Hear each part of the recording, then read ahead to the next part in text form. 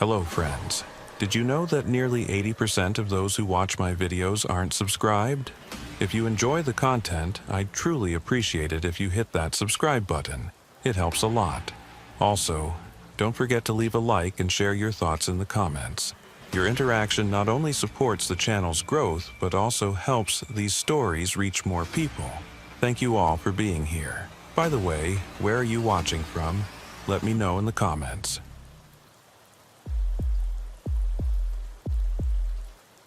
It was toward the end of October. The call came in at 11:47 p.m. on Tuesday night. The temperature difference between night and day in the Nevada desert is so extreme. The scorching heat of midday gives way to temperatures near freezing as the sun sets. Officer Travis Holloway was patrolling State Route 318, one of the most desolate highways in the United States. On this road, the chances of encountering another vehicle while driving are extremely low. Cell towers were 100 miles behind, and radio signals struggled against a void that created an endless feeling of absorption. Unit 7-4, this is dispatch. Ruby Delgado's voice crackled through the static, her usually clear transmission breaking up into fragments. We've got a situation at mile marker 214. Motorist called in about 30 minutes ago, said they passed an abandoned vehicle, driver's door open, hazards still blinking. No one around that they could see. Holloway adjusted his radio, trying to clear the interference that always plagued this section of his patrol route.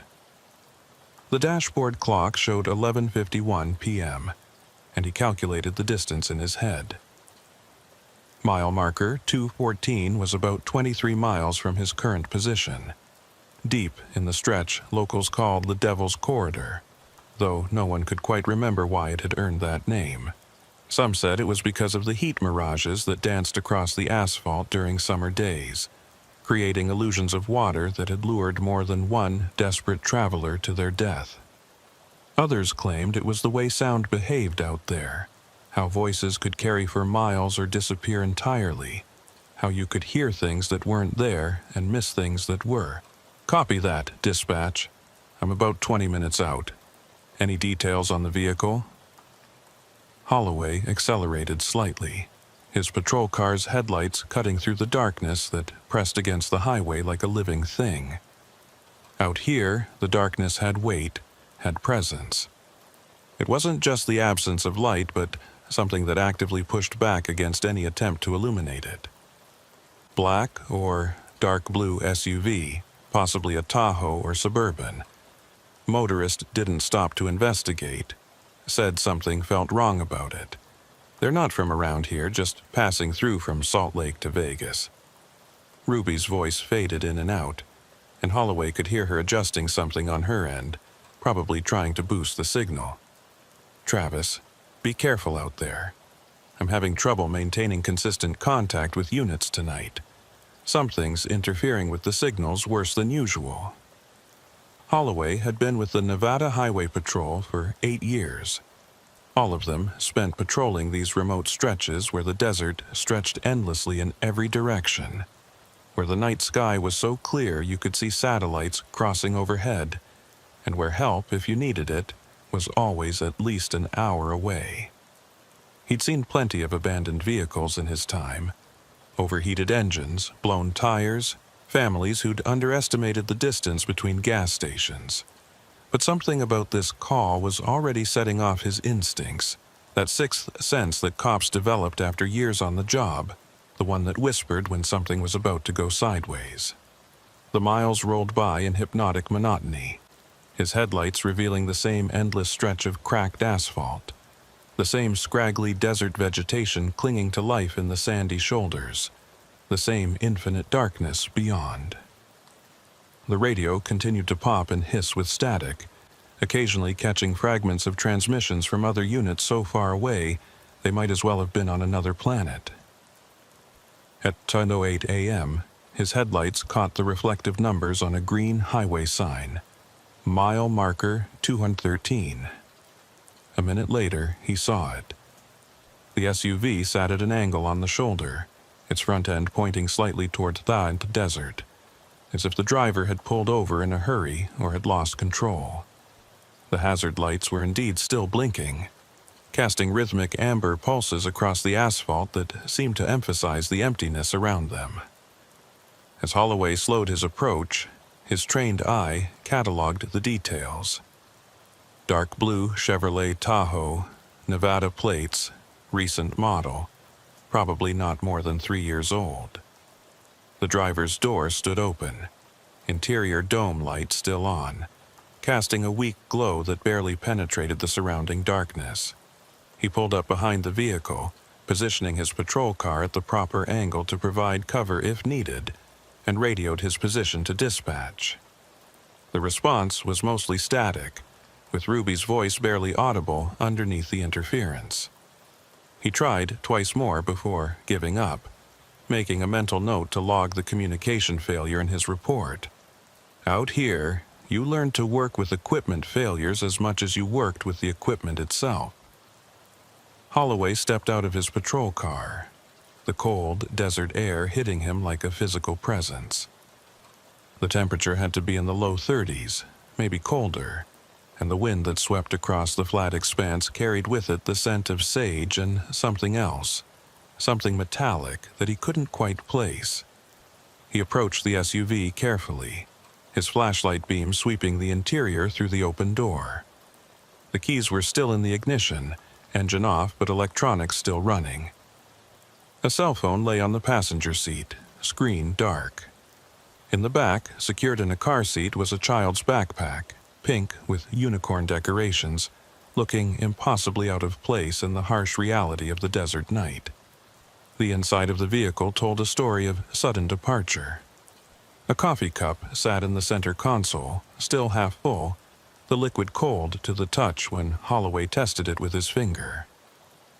A woman's purse had spilled across the passenger side floor, its contents scattered: lipstick, wallet, a small notebook, several receipts from gas stations and fast food restaurants along Interstate 15. But no signs of violence, no blood, no indication of a struggle, just absence, as if the occupants had simply evaporated into the desert air. Holloway circled the vehicle, his flashlight beam probing the darkness beyond the shoulder. The desert here was relatively flat, scattered with low scrub brush and the occasional Joshua tree, their twisted forms looking even more alien in the harsh white light. About 20 feet from the road, his light caught something that made him pause. Footprints in the sandy soil, fresh ones based on the sharp edges that hadn't yet been softened by wind. Adult-sized, probably women's based on the narrow shape and smaller size, leading away from the vehicle in a roughly straight line toward the desert. He followed the tracks with his flashlight beam as far as the light would reach, noting how they seemed steady, purposeful, not the wandering path of someone lost or confused. But why would someone leave their vehicle, leave their child's belongings, and walk into the desert in the middle of the night? The nearest anything was 50 miles in any direction. Nothing but military-restricted zones and abandoned mining camps from the 1950s, when uranium fever had briefly brought life to this desolate region. Returning to his patrol car, Holloway grabbed his portable radio, hoping for better reception than the car unit. "Dispatch, this is Unit 7-4 at mile marker 214. I've got an abandoned Tahoe, Nevada plates." He squinted at the plate in his flashlight beam. "Nancy Victor 7482. No occupants present, but personal belongings still in vehicle, including a child's backpack. I've got footprints leading into the desert. Requesting backup for search and possibly K9 unit." The response was garbled, mostly static with occasional syllables that might have been Ruby's voice. He tried adjusting the frequency, switching to backup channels, but the interference was across all bands. It was as if something in the desert itself was eating the radio waves, consuming them before they could carry his words to civilization. He'd experienced bad reception before, but never this complete, never this oppressive. Holloway made a decision. Protocol said to wait for backup in situations like this, especially when dealing with potential missing persons in hostile terrain. But protocol was written by people who worked in offices, who didn't understand that out here, waiting for backup meant waiting for hours, meant whoever was out there would be that much farther away, that much harder to find. If there was a child involved, if someone was in trouble, every minute counted. He returned to his patrol car and retrieved his emergency pack. Extra water, first aid kit, emergency blankets, flares. He also grabbed his tactical flashlight, the powerful one that could throw a beam nearly 300 yards, and extra batteries. The GPS unit on his belt was showing inconsistent readings, the satellite connection dropping in and out, but he marked the location of the vehicles as best he could. At least if something happened, if he didn't make it back, someone would know where to start looking. Before heading into the desert, he conducted a more thorough search of the SUV. In the glove compartment, he found the registration. The vehicle belonged to Amanda Morrison, age 32, with an address in Ely, Nevada, about 200 miles north. A small, wallet-sized photo was tucked into the sun visor showing a woman with dark hair and a bright smile, holding a young girl, maybe 6 or 7 years old, both of them laughing at something off-camera. The image seemed to mock the empty vehicle, the abandoned belongings, the footprints leading nowhere. Something else caught his attention as he examined the back seat more carefully. The child's car seat was properly secured, but the straps were unbuckled and hanging loose, as if the child had been removed in a hurry. But removed by whom? The footprints he'd seen were single file, one person walking, not someone carrying a child. He checked the ground around that side of the vehicle and found more prints, smaller ones, child-sized, also heading in the same direction as the adult tracks. So a woman and a child had left the vehicle voluntarily, walking into the desert. But why? What could have compelled them to abandon the relative safety of their car for the hostile environment of the high desert at night? The temperature was dropping steadily. Without proper clothing, hypothermia would set in within hours.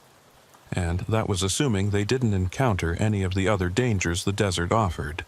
Rattlesnakes, though less active in the cold, abandoned mine shafts that dotted the landscape like trapdoors, or simply the vast expanse itself that could swallow a person without a trace. Holloway stood at the edge of the asphalt, where civilization ended and the wild began, and swept his tactical flashlight across the desert. The beam was powerful, but the darkness seemed to eat it, absorbing the light after a few hundred feet as if the photons themselves got tired of fighting against the emptiness. The footprints led straight out, no deviation, no hesitation, as if the woman had known exactly where she was going. But there was nothing out there, nothing for 50 miles except desert and death. He took his first steps off the road, his boots crunching on the gravelly soil. The sound seemed unnaturally loud in the silence, as if the desert was listening, paying attention to this intrusion into its domain. 20 feet from the road, the footprints remained clear and purposeful. 50 feet out, they continued straight, though he noticed something odd. There were no backward glances, no places where the walkers had stopped to look back at their vehicle, at the road, at civilization. People lost or confused always looked back, always second-guessed themselves. These tracks showed none of that hesitation. 100 feet from the road, Holloway paused and looked back. His patrol car seemed impossibly far away, its emergency lights painting red and blue streaks across the asphalt that looked like wounds in the darkness. The SUV sat silent, its hazard lights still blinking that steady rhythm that was beginning to feel like a countdown to something he didn't understand. He could no longer hear the electrical hum of the vehicles, couldn't hear anything except his own breathing and the soft whisper of wind through the sagebrush. The tracks continued, and so did he. 200 feet from the road, the texture of the ground began to change, becoming sandier, making the footprints deeper and more defined. He could see where the woman had been walking with purpose, her stride steady and consistent. The child's prints were alongside now, not behind, as if they had been walking hand in hand. There was something almost peaceful about the tracks. No signs of dragging. No indication that either walker had been forced or coerced. 300 feet out, Holloway's flashlight beam caught something that made him stop. The tracks led directly to what looked like a dry creek bed, what the locals called a wash, carved by the rare but violent thunderstorms that occasionally swept through the desert. The wash was maybe 6 feet deep and 12 feet wide, its sandy bottom churned up as if water had run through it recently. But that was impossible. There hadn't been rain in this area for months, and when Holloway checked the sandy walls of the wash, they were bone dry, showing no signs of recent water flow. The tracks led down into the wash and disappeared. Not gradually, not fading out, but simply stopped as if the walkers had vanished mid-stride. Holloway climbed down carefully, his flashlight probing every shadow, every crevice. The sandy bottom showed signs of disturbance, but no clear prints, no indication of which direction the woman and child had gone. It was as if they had walked into the wash and simply ceased to exist. He stood in the bottom of the dry creek bed, turning in a slow circle, his flashlight beam sweeping the walls. On the eastern wall, about 4 feet up, he noticed something odd, scratches in the sandstone, too regular to be natural weathering. Moving closer, he could see they were symbols or markings of some kind, but not anything he recognized. They looked fresh, the edges sharp and defined, as if carved recently. Below the symbols, the sand had been disturbed in a pattern that suggested someone had been digging or searching for something. A sound made him freeze, his hand instinctively moving to his service weapon. It had been faint, carried on the wind, but it had sounded like a child's voice, high and thin, calling out. He stood perfectly still, straining his ears against the silence. There it was again, coming from somewhere ahead, deeper in the desert. Without hesitation, he climbed out of the wash on the far side and continued forward, following the sound. The terrain became rougher, scattered with larger rocks and deeper gullies. His GPS unit had completely given up, showing his location as anywhere from where he actually was to somewhere in the middle of the Pacific Ocean. The compass on his watch was spinning lazily, unable to find magnetic north. But the voice continued, intermittent but clear enough to follow. Always just at the edge of hearing, always just a little farther ahead. 400 yards from the road, maybe 500. It was hard to tell in the darkness. Holloway came across something that stopped him cold. In a small clearing among the Joshua trees and sage, someone had built what looked like a campsite. But not a normal campsite. This was something else. Something that raised every hair on the back of his neck. Arranged in a perfect circle were children's toys. Dolls, stuffed animals, toy cars, all of them positioned as if they were having a tea party or playing some kind of game. In the center of the circle was a child's car seat, the same model as the one in the SUV, but older, weathered, as if it had been out here for years. The toys weren't dusty or sun-bleached as they should have been after exposure to the desert elements. They looked new, clean, as if someone maintained them regularly. As his flashlight beam moved across them, Holloway noticed that each toy had something attached to it, a small piece of paper tied with string. He knelt beside the nearest one, a stuffed rabbit, and carefully removed the paper. Written in neat, childlike handwriting was a name and a date, Sophie Garcia, March 15th, 2019. His blood ran cold. He knew that name, that date. Every cop in Nevada knew about Sophie Garcia, the 6-year-old who had disappeared with her mother while driving through the desert 5 years ago. Their car had been found abandoned at mile marker 237, 23 miles from here. No bodies were ever recovered, no trace of where they had gone. The case had gone cold, filed away with all the other mysteries the desert kept. Holloway checked another toy, a wooden truck painted red. Marcus Delgado, August 2nd, 2021. Another missing child, another abandoned vehicle, another mystery without resolution. As he moved through the circle, checking each toy, each name, a pattern emerged. All missing children, all disappeared along this stretch of highway, all cases that had never been solved. 12 toys, 12 names, 12 children who had vanished into the desert over the past decade. The child's voice came again, clearer now, and Holloway realized with a start that it was coming from multiple directions, as if several children were calling out from different points in the darkness. But the voices were wrong somehow, distorted, like recordings played at slightly the wrong speed. And underneath them, barely audible, was something else. An adult voice, female, humming what sounded like a lullaby. Holloway stood in the center of the macabre display, his mind racing to process what he was seeing. The toys continued their silent vigil, positioned with such care that it was clear someone visited this place regularly, maintained it, treated it as something sacred or significant. His flashlight beam caught more details he'd initially missed. Small footprints in the sand around the circle, different sizes suggesting different ages, all of them recent enough that the wind hadn't yet erased them.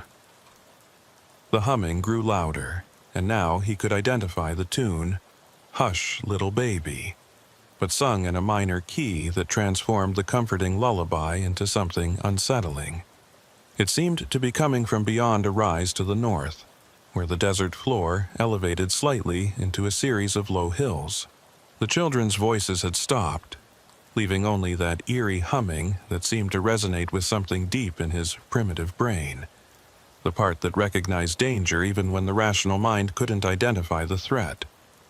He keyed his radio again, more out of habit than hope. "Dispatch, this is Unit 7-4. I've located evidence related to multiple missing persons cases. I need immediate backup at my location, approximately 500 yards north of mile marker 214. Static was his only answer, but he thought he heard something underneath it. Voices, but not Ruby's, not any dispatcher he knew. They were speaking in hushed tones, urgent, and he could swear one of them was crying. The temperature had dropped further, and his breath was now visible in small puffs that dissipated quickly in the dry air. He made a decision that went against every protocol, every rule of officer safety he'd been taught. He was going to continue alone. If Amanda Morrison and her child were out here, if they were in danger, waiting for backup that might never come wasn't an option. He photographed the scene quickly with his phone, though he doubted the pictures would turn out in this darkness, and marked the GPS coordinates even though the device was still malfunctioning. Moving toward the sound of humming, Holloway noticed the terrain was changing. The sandy soil gave way to a harder surface, almost like weathered concrete. His flashlight revealed what looked like an old road, not paved, but compressed earth that had been traveled enough to become permanent. The road wasn't on any map he knew, wasn't supposed to exist. This entire area was supposedly untouched desert, had been since the military abandoned their testing facilities in the 1960s. The humming stopped abruptly, as if someone had flipped a switch. The silence that followed was absolute, the kind that made you aware of your own heartbeat, your own breathing, the rush of blood in your ears. Holloway stopped, waiting, listening. Then he heard it. Footsteps, light and quick, running across the hard-packed earth ahead. Not away from him, but parallel to his position as if someone was circling him. "Amanda Morrison?" he called out, his voice sounding strange in the thick silence. "This is Officer Holloway with the Nevada Highway Patrol. Are you hurt? Is your daughter with you?" The footsteps stopped. Then, from somewhere to his left, a woman's voice, clear but distant. "She said you'd come. She said someone always comes. "Ma'am, I'm here to help. Are you injured? Is your daughter safe?" A laugh, but not a happy sound. It was the laugh of someone who had discovered a cosmic joke that wasn't funny, but was too big not to acknowledge. Safe? Nothing's safe here. Nothing's ever been safe here. But she takes care of them, you know. She takes such good care of them. Holloway moved toward the voice, his flashlight beam sweeping the darkness. "Who takes care of them, Amanda? Who are you talking about?" "The mother," the voice replied, and now it was closer, maybe 50 feet away. "She lost her baby here, years and years ago. Before the highway, before the military, before any of us. She's been looking for her baby ever since, but she gets confused, you see. She thinks all the children are hers." A figure emerged at the edge of his flashlight beam. A woman matching the photo from the SUV, disheveled but apparently unharmed. She was alone, no child visible, and her eyes had the glazed look of shock or extreme stress. She was wearing only a light jacket over jeans and a t-shirt, inadequate for the cold, and she was shivering violently. "Amanda, where's your daughter? Where's—" Holloway realized he didn't know the child's name. "Lily," Amanda supplied, her voice dreamy, disconnected. "Her name is Lily. She's with the others now, playing with the others." She gestured vaguely behind her toward the darkness. "The mother likes it when they play together. She says it reminds her of how things used to be." Holloway approached slowly, his hand extended in a calming gesture. "Amanda, I need you to focus. Where exactly is Lily? I need to get both of you back to safety." Amanda's eyes seemed to focus for a moment, clarity breaking through whatever fog had settled over her mind. "You don't understand. She won't let them go. She can't let them go. They're all she has now, all she's ever had since."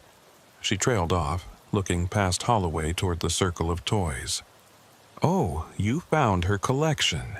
She'll add Lily's toy soon. She always does. Amanda, who is she? Is there someone else out here?"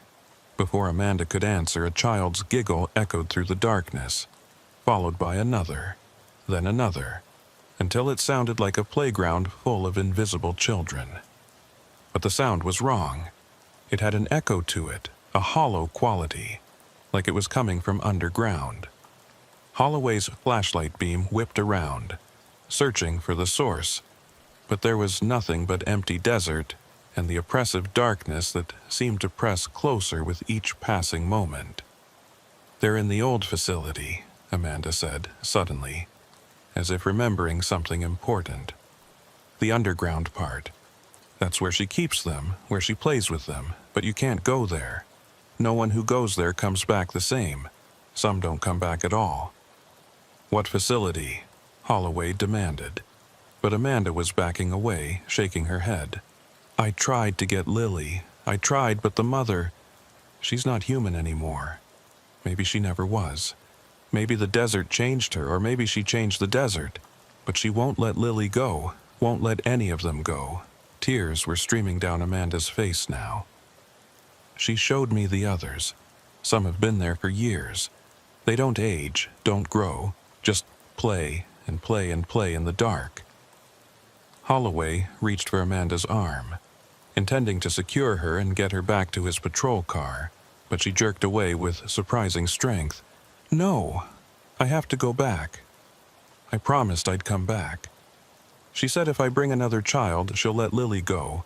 One trade, that's all, just one trade." The full horror of what Amanda was saying hit Holloway like a physical blow. "Amanda, listen to me. There's no one out here. You're suffering from exposure, possibly dehydration. Your daughter is probably scared and hiding somewhere.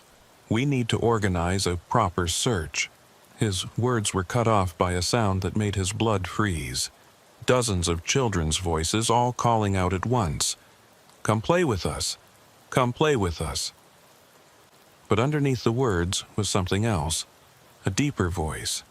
ancient and patient, and utterly inhuman, speaking in a language that predated words, that spoke directly to the primitive parts of the brain that recognized predators in the dark.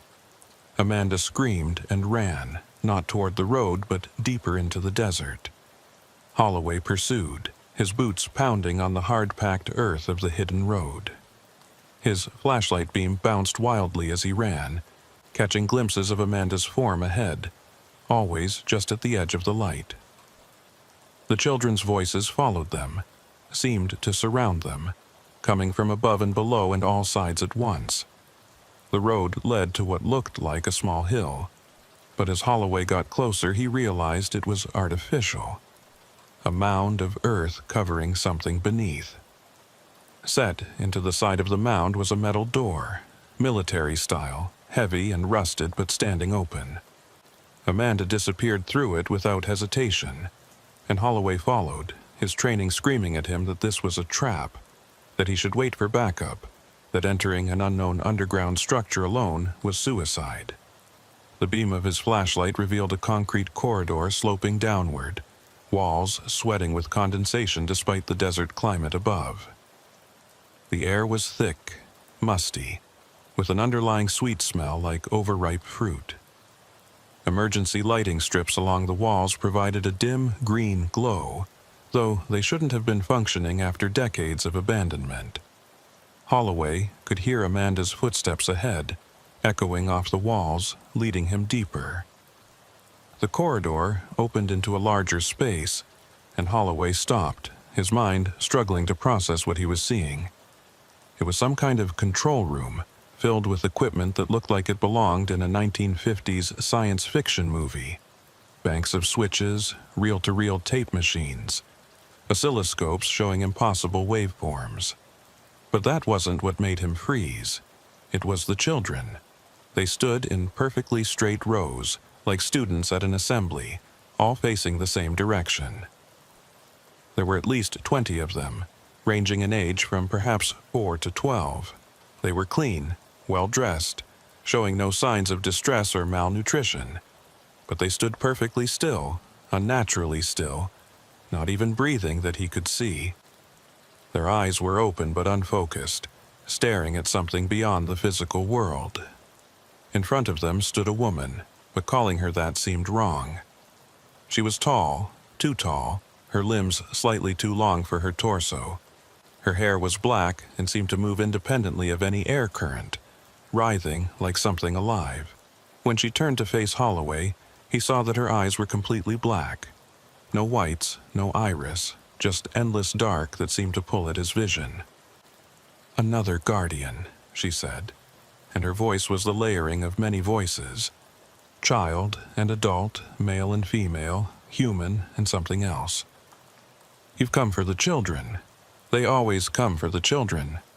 But the children are happy here. They play forever, never growing old, never knowing pain, never knowing loss." Holloway tried to speak, but his throat had gone completely dry. He managed to croak out, "Let them go." The woman thing tilted her head at an angle that would have broken a human neck. Go? Where would they go? Back to a world that loses them, forgets them, lets them disappear? I found them, each one, abandoned in the desert. Their parents drove away, left them here. I gave them a home, gave them playmates, gave them eternal childhood. "That's not true," Holloway said, finding his voice. "Their parents didn't abandon them. You took them." "Did I?" The thing moved closer, and Holloway felt the temperature drop even further. Ice crystals formed on his uniform. Or did the desert call to them? Did they hear the voices of children playing and come to investigate? Did their parents make choices, trades, bargains? She gestured to Amanda, who stood frozen among the children now, her expression blank. This one offered to trade, another child for her child.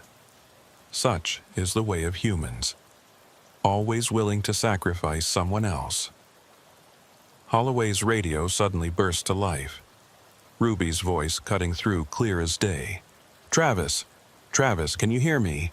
We've got your location. Backup is 20 minutes out." The woman thing smiled, an expression that involved too many teeth. 20 minutes. Do you know how long 20 minutes is in the dark? How long when you're alone with your fears? When the children are calling? The lights went out. Complete darkness swallowed everything. A darkness so absolute that Holloway couldn't see his own hand in front of his face.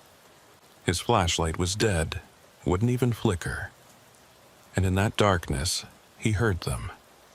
Hundreds of children's voices, all calling his name, all asking him to play, all promising that it would be fun, that he'd never have to leave, never have to grow old, never have to face the harsh realities of the world above. Something touched his arm, small fingers, cold as ice. Then another touch, and another. The children were moving in the dark, surrounding him, their touches light but insistent. He tried to push through them, to find the exit, but he'd lost all sense of direction. The voices grew louder, more insistent, and underneath them that ancient voice speaking in tongues that bypassed the ear and went straight to the spine. Travis. It was Amanda's voice, but different, hollow. It's easier if you don't fight. The children need someone to watch over them. She can't do it alone anymore. She's so tired, so very tired. She's been here so long, waiting, searching, collecting. But she needs help now. Someone with authority, someone people trust. Holloway fumbled for his radio, pressing the transmit button. "Ruby, I need backup now. There are children here, at least 20 children, in some kind of underground facility north of mile marker." The radio died mid-transmission. In the darkness, he heard laughter, not joyful but triumphant. The woman thing's voice echoed from every direction. "They won't find you. They never find anyone who comes this deep. The desert keeps its secrets. But don't worry. You won't be alone. You'll have the children. Forever and ever and ever." The darkness was absolute, but Holloway's other senses sharpened to compensate. He could hear the shuffle of small feet on concrete, smell that sickly sweet scent growing stronger, feel the air growing thicker, harder to breathe. His hand found the wall, cold and damp concrete, and he began moving along it, trying to find the entrance he'd come through. But the wall seemed to curve impossibly, leading him in circles or spirals, the geometry of the space no longer making sense. "Stop fighting," Amanda's voice came from somewhere nearby. "I fought too, at first, but she showed me things, officer, showed me the truth about this place, about what happened here. The military didn't abandon this facility because of budget cuts. They abandoned it because of her, because of what they created." Created? Holloway's voice was hoarse, his throat dry despite the humid air. "They were experimenting," Amanda continued, her voice taking on a dreamy quality. "Back in the 50s, when everyone was afraid of the Russians, afraid of nuclear war, they wanted to create the perfect survivor, someone who could withstand radiation, who could live underground indefinitely, who could preserve human culture after the apocalypse. They brought volunteers here, families who were told they were participating in civil defense drills." The darkness seemed to pulse around Holloway as Amanda spoke, as if the walls themselves were breathing. But the experiments went wrong. The radiation didn't kill them, but it changed them. The children changed first. They stopped aging, stopped growing. And the mother, Subject Zero they called her, she changed most of all. She became something between life and death, between human and something else. "That's impossible," Holloway said. But even as he spoke, he remembered the reports he'd read, the classified documents that occasionally surfaced about military experiments in the Nevada desert. Projects with innocuous names that hid horrors beneath. A light suddenly flickered on. Not the harsh fluorescent of the emergency strips, but a soft, warm glow like candlelight.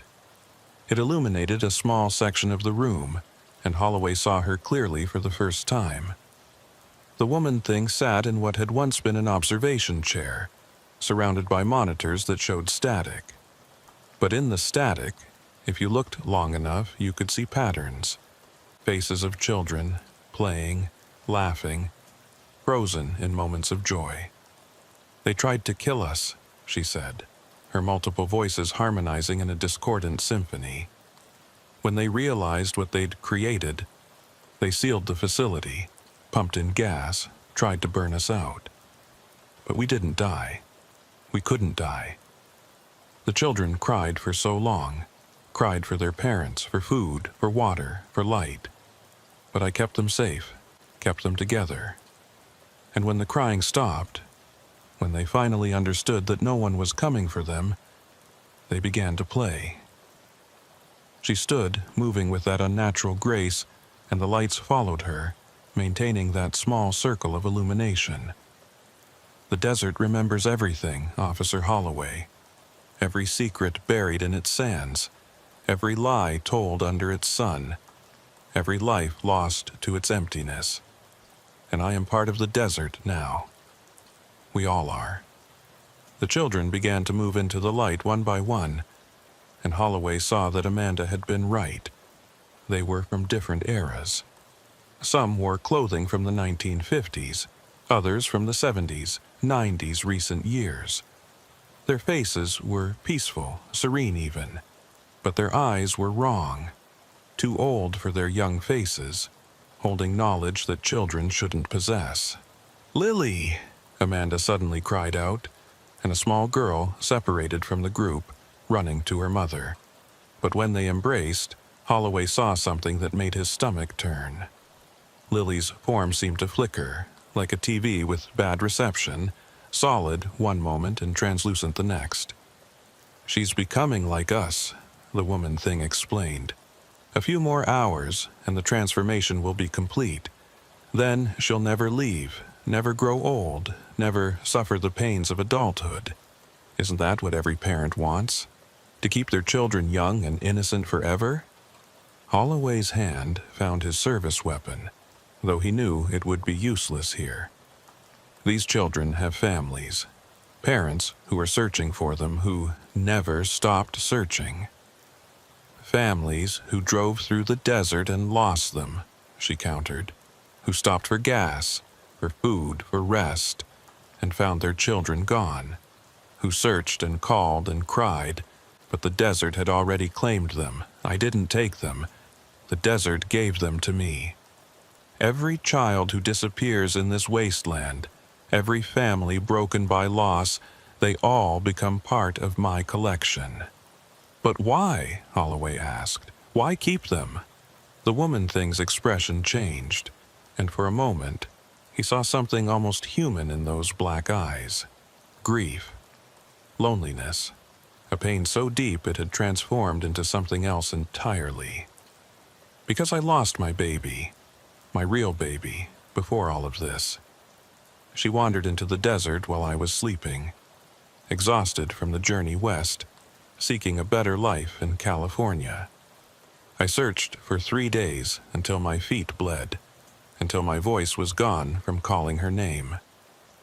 The desert took her, swallowed her whole, and when the military came, offering money for volunteers, offering a chance to be part of something important, I thought maybe I could find her in their underground world."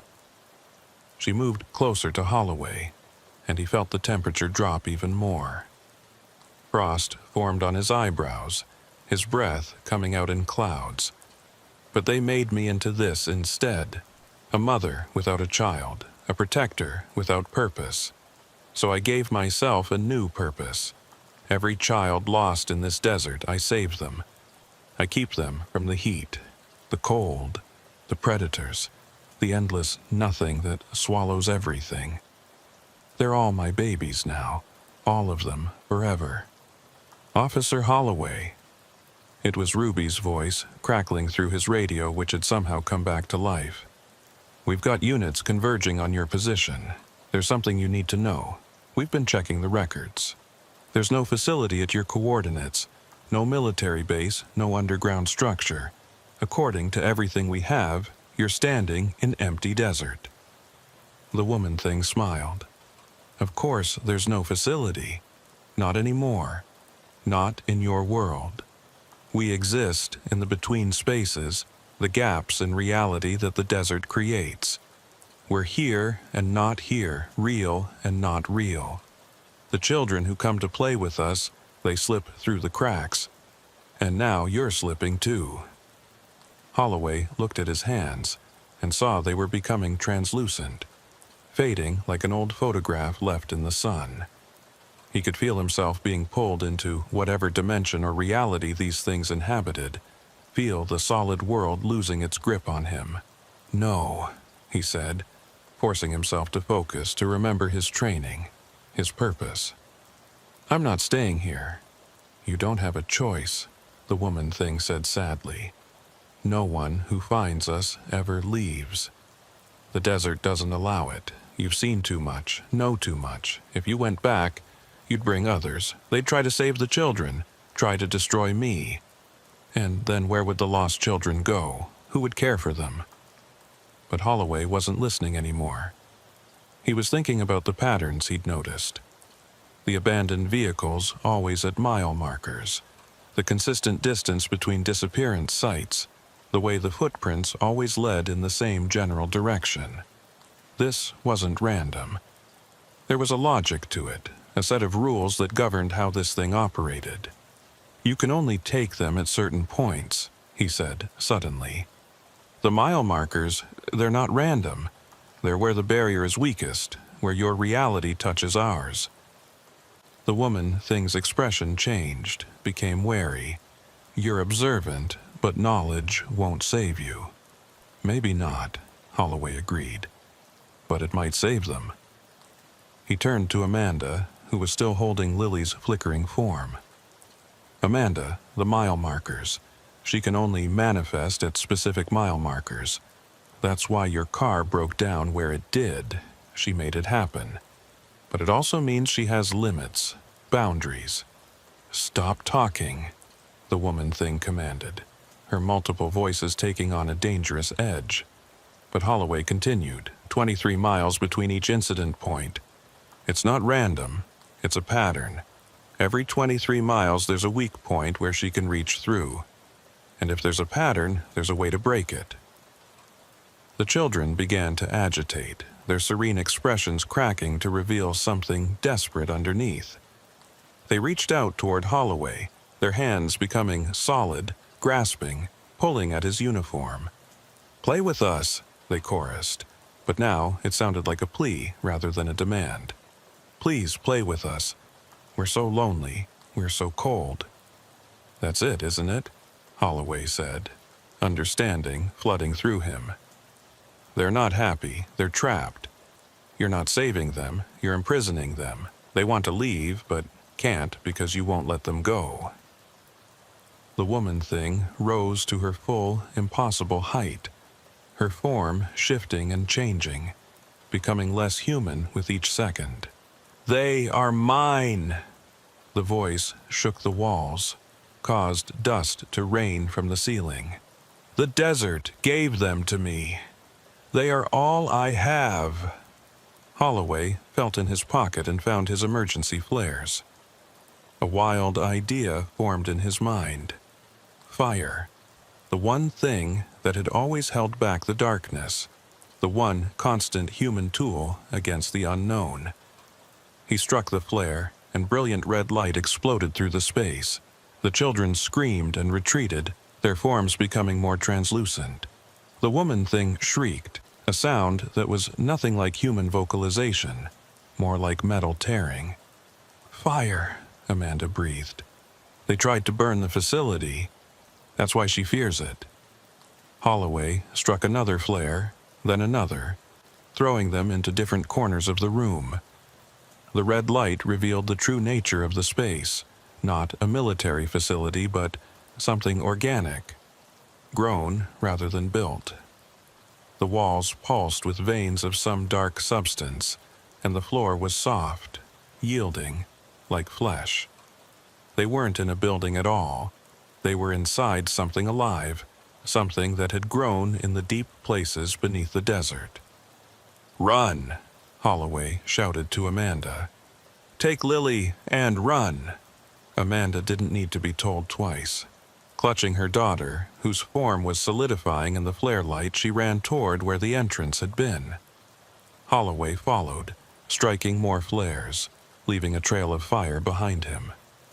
The woman thing pursued, her form now completely inhuman, a writhing mass of shadows and desperate hunger, reaching out with appendages that weren't quite arms, weren't quite tentacles, weren't quite anything that belonged in the rational world. The corridor was collapsing, or maybe digesting. The walls were closing in, trying to trap them, but the flare light seemed to hurt it, causing it to recoil. Holloway could see stars through gaps that appeared in the ceiling/flesh, could smell the clean desert air mixing with the rotting sweetness of this place. They burst through what had been the metal door, but was now more like a sphincter of organic material, sprawling onto the cold desert sand. Holloway immediately struck his last flare and threw it back through the opening. The thing that had been pursuing them stopped at the threshold, unable or unwilling to follow into the world of natural light and open spaces. "This isn't over," the woman thing said, her voices echoing from the depths. "The desert is patient. The children will always be here, waiting, playing, and one day you'll come back. They always come back." The opening began to close, the mound of earth settling, becoming just another hill in the endless desert landscape.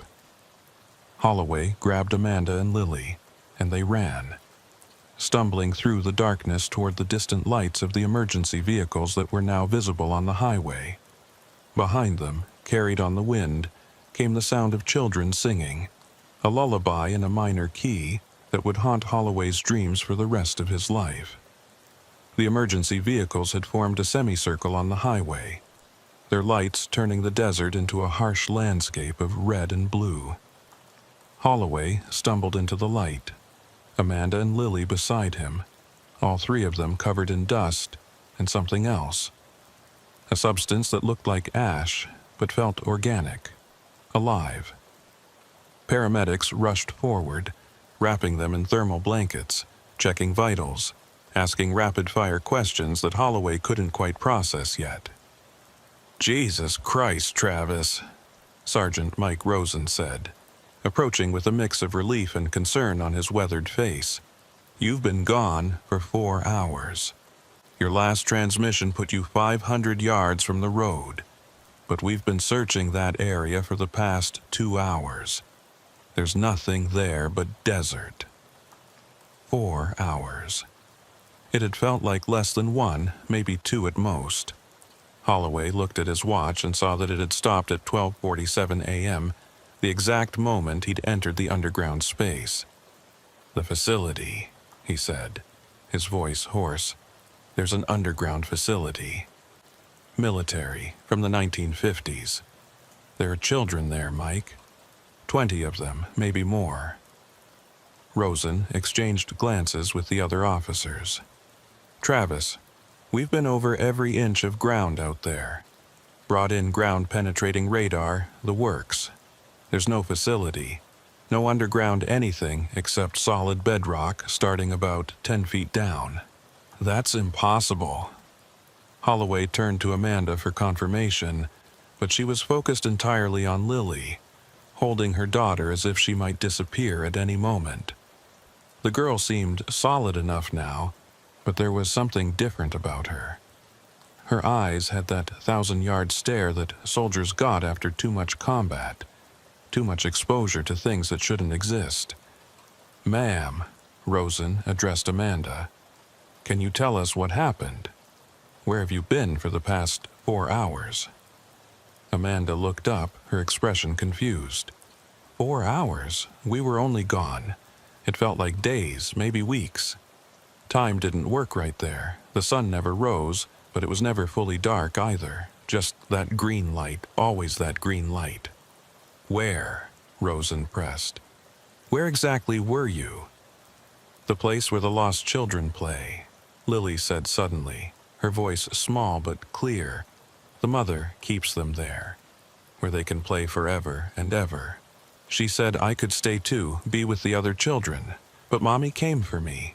And then the officer came and made fire, and the mother got scared. The paramedics exchanged concerned looks. One of them, a young woman named Garcia, pulled Rosen aside. Sergeant, they're all showing signs of severe hypothermia, but it's not consistent with the ambient temperature or the time they were exposed. Their core temps are way lower than they should be, like they've been in sub-zero conditions for hours. And there's something else, another paramedic added. The residue on their clothes and skin, I've never seen anything like it. It's organic, but it doesn't match any biological matter I'm familiar with. We need to get them to the hospital, run some tests. Holloway grabbed Rosen's arm. Mike, I know how this sounds, but those missing kids, Sophie Garcia, Marcus Delgado, all of them, they're out there. They're not dead. They're trapped in some kind of, I don't know what to call it. Another dimension, a pocket of altered reality, but they're there. Travis, you need to rest. You've been through something traumatic. I have evidence, Holloway interrupted, pulling out his phone. But when he checked it, all the photos he'd taken were corrupted, showing nothing but static and darkness. The GPS coordinates he'd marked showed him as having been in the middle of the highway the entire time, never having left the road at all. The toys, he said desperately. There's a circle of toys out there, each one tagged with the name of a missing child. That's physical evidence. That's something you can find. Rosen nodded slowly. Okay, Travis. We'll look for the toys. But right now, you need medical attention. All three of you do. As the paramedics loaded them into ambulances, Holloway saw Ruby Delgado standing by one of the patrol cars, her expression troubled. She caught his eye and walked over. Travis, there's something you should know. When you were radio silent, I did some digging into the history of this area. There was a military installation here in the 1950s, Project Preservation. But according to the records, it was just a supply depot, nothing underground. But, Holloway could hear the hesitation in her voice. But I found some newspaper articles from 1958. The whole family went missing, the Carters. They were civilian contractors working at the depot. Mother, father, and 3 children. They were never found, but there were rumors. People saying they heard children playing in the desert at night, seeing lights where there shouldn't be any. The military shut down the depot shortly after and classified all the records. The mother, Holloway said. She said she lost her baby before the experiments. What if she was Mrs. Carter? What if the whole family was subjected to whatever they were doing out here? Ruby shook her head. That was almost 70 years ago, Travis. Even if something happened to them, they couldn't still be alive. They're not alive, Amanda said from her gurney. She'd been listening to the conversation. Not exactly. They're something else now. Something the desert made them into, or something they made themselves into to survive. But they're real. The children are real, and they're still out there, still playing, still waiting for someone to find them and take them home. The ambulance doors closed, and as they drove toward the hospital in Ely, Holloway watched the desert pass by through the small window. In the darkness, he could swear he saw lights moving parallel to the road, keeping pace with the ambulance. Lights that shouldn't exist, in places where no one should be. At the hospital, the tests revealed anomalies that the doctors couldn't explain. All 3 of them had trace amounts of an unknown isotope in their blood, something that didn't match any known radioactive signature. Their body temperatures remained unstable for days, dropping to dangerous levels without warning. And all 3 reported the same recurring dream. children playing in an endless twilight, calling out for their parents, for anyone to come and take them home. The official investigation found nothing. The toy circle Holloway had described didn't exist when search teams reached the coordinates. The underground facility remained unfindable despite extensive searching with ground-penetrating radar and even exploratory drilling. The only physical evidence was the organic residue on their clothes, which defied all attempts at identification before eventually degrading into base carbon components that told nothing of its origin. Holloway was placed on administrative leave pending psychological evaluation. The department psychologist, Dr. Patricia Hoffman, listened to his story with professional neutrality, making notes about trauma-induced hallucinations and the effects of isolation in extreme environments. But after their third session, she pulled him aside privately. "Off the record, Officer Holloway," she said, her voice low. "My daughter disappeared on Highway 318 15 years ago. Car broke down. She went for help. Never came back. They never found a body. Never found anything except her shoe, sitting in the middle of the road like it had been placed there. Sometimes, on quiet nights, I dream I can hear her calling for me. She sounds exactly the same as she did then. 7 years old, scared, wanting her mommy." "You believe me," Holloway said. Not a question, but a statement. "I believe something happens out there that we don't understand. Something that takes people, especially children, and doesn't give them back. Not fully, anyway." She paused, seeming to wrestle with what she was about to say. "The dreams you're having, they're not going to stop. Amanda Morrison has already reported that Lily is having episodes where she seems to fade, become translucent. The doctors can't explain it. They're saying it's a psychological condition, a trauma response. But you and I both know better." "What can we do?" Holloway asked. "How do we help those kids?" Dr. Hoffman shook her head. "I don't know if we can. Maybe they're beyond help. Maybe they've become part of something so fundamentally different from our reality that bringing them back would be impossible, even cruel. But we can remember them. We can make sure their families know they weren't abandoned, weren't forgotten." Holloway returned to duty 3 weeks later, but he never drove Highway 318 again. The department quietly reassigned him to a different patrol area, closer to the city, where the lights of civilization kept the darkness at bay. But on quiet nights, when the radio static grew thick and the desert wind carried sounds that shouldn't exist, he could still hear them. The children playing in the dark, the mother singing her twisted lullabies, and underneath it all, the patient breathing of something vast and hungry that waited in the spaces between reality. Amanda Morrison and Lily relocated to California, as far from the desert as they could get. But Lily never fully returned from wherever she had been. She would stand at windows for hours, staring at nothing, and sometimes Amanda would find her talking to children who weren't there, making plans to play games that didn't exist. The doctors called it a dissociative disorder, prescribed medications that didn't help, recommended therapies that couldn't reach the real problem. 6 months after the incident, Officer Holloway received a package at his home.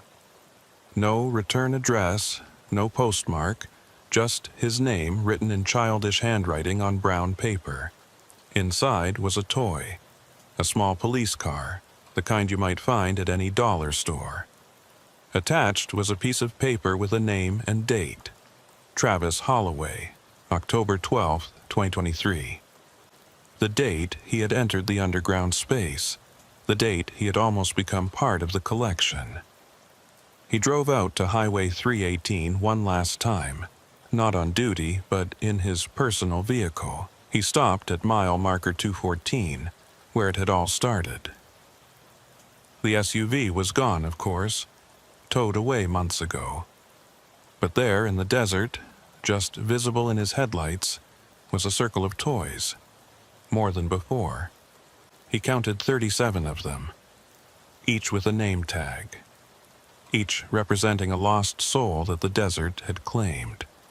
In the center was a new addition, a pink backpack with unicorn decorations, Lily's backpack from the abandoned SUV. But the name on the tag wasn't Lily Morrison, it was Sarah Mitchell, June 8, 2024. A future date, a child who hadn't gone missing yet. A prophecy, or a promise, Holloway couldn't tell which.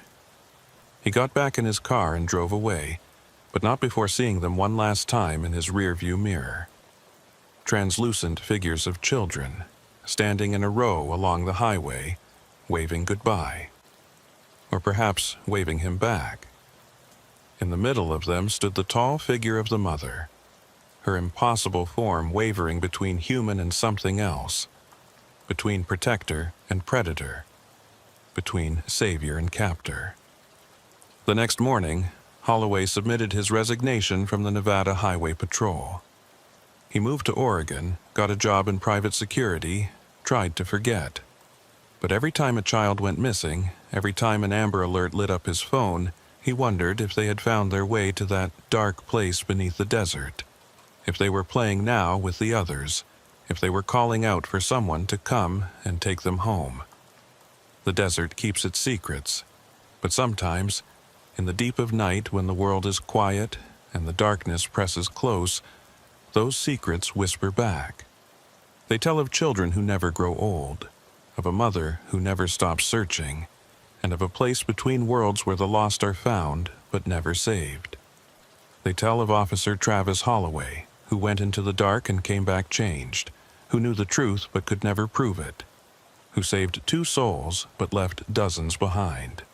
Mile marker 214 still stands on Highway 3018, just another green sign on an endless stretch of asphalt.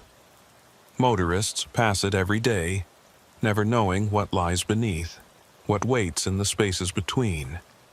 But sometimes, just sometimes, a car breaks down at that exact spot. And sometimes, just sometimes, someone hears the children playing in the desert. And sometimes they follow the sound. The Nevada Highway Patrol has a protocol now, unofficial but understood. No one investigates abandoned vehicles at mile marker 214 alone.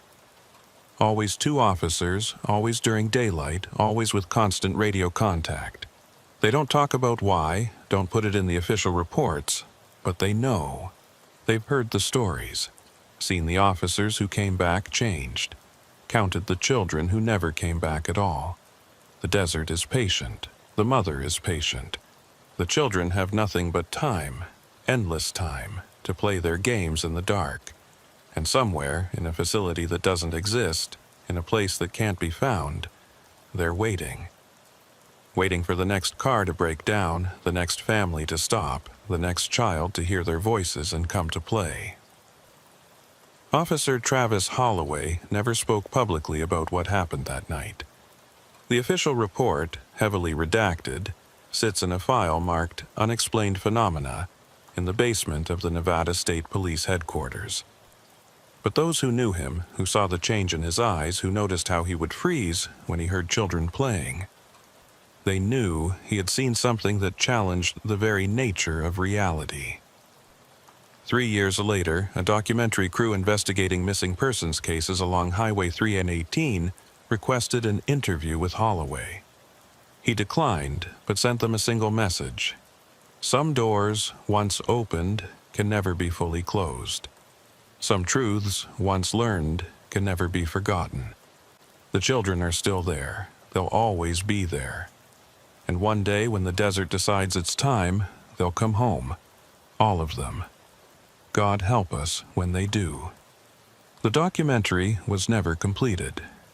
The crew's van was found abandoned at mile marker 237, 23 miles from marker 214. Their equipment was still recording, capturing 4 hours of static interrupted by what sounded like children singing. The crew members were found 3 days later, walking along the highway, unable to explain where they had been. They had no memory of the missing time, but all of them reported the same recurring dream. A tall woman with 2 long limbs, standing in a circle of toys, calling them to come and play. The desert remembers everything, every secret, every loss, every soul that wanders too far from the light.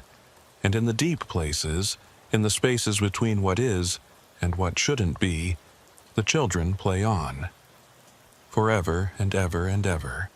Some nights, when the wind is just right and the darkness is complete, you can still hear them. The phantom sounds carry across the desert, reaching the small towns and isolated homes scattered throughout Nevada. People close their windows, turn up their televisions, pretend they don't hear. But they do. Everyone who lives near Highway 318 hears them eventually. The children who never came home, playing in the dark, waiting for someone to join their endless game. The official investigation was closed, filed away with all the other mysteries that the desert holds. But Officer Travis Holloway knows the truth. Amanda Morrison knows. Lily, who still sometimes fades from view, who still talks to playmates no one else can see, knows most of all. The facility exists. The mother waits. The children play. And somewhere at mile marker 214, the door between worlds stands barely closed, held shut by nothing more than disbelief and the thin veneer of reality that separates the possible from the impossible.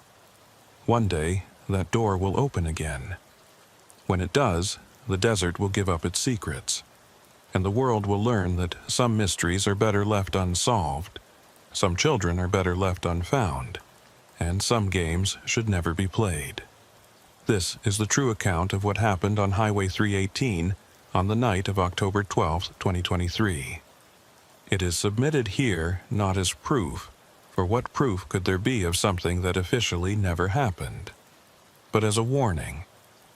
If you find yourself driving through the Nevada desert at night, if your car breaks down near mile marker 214, if you hear children playing where no children should be, don't follow the sound. Don't look for the source. Don't try to help. Just get back in your car, lock the doors, and wait for dawn. Because the mother is always watching, always waiting, always ready to add to her collection. And the children, trapped in their eternal game, are always looking for new playmates. In the desert, in the dark, in the spaces between heartbeats, they play on.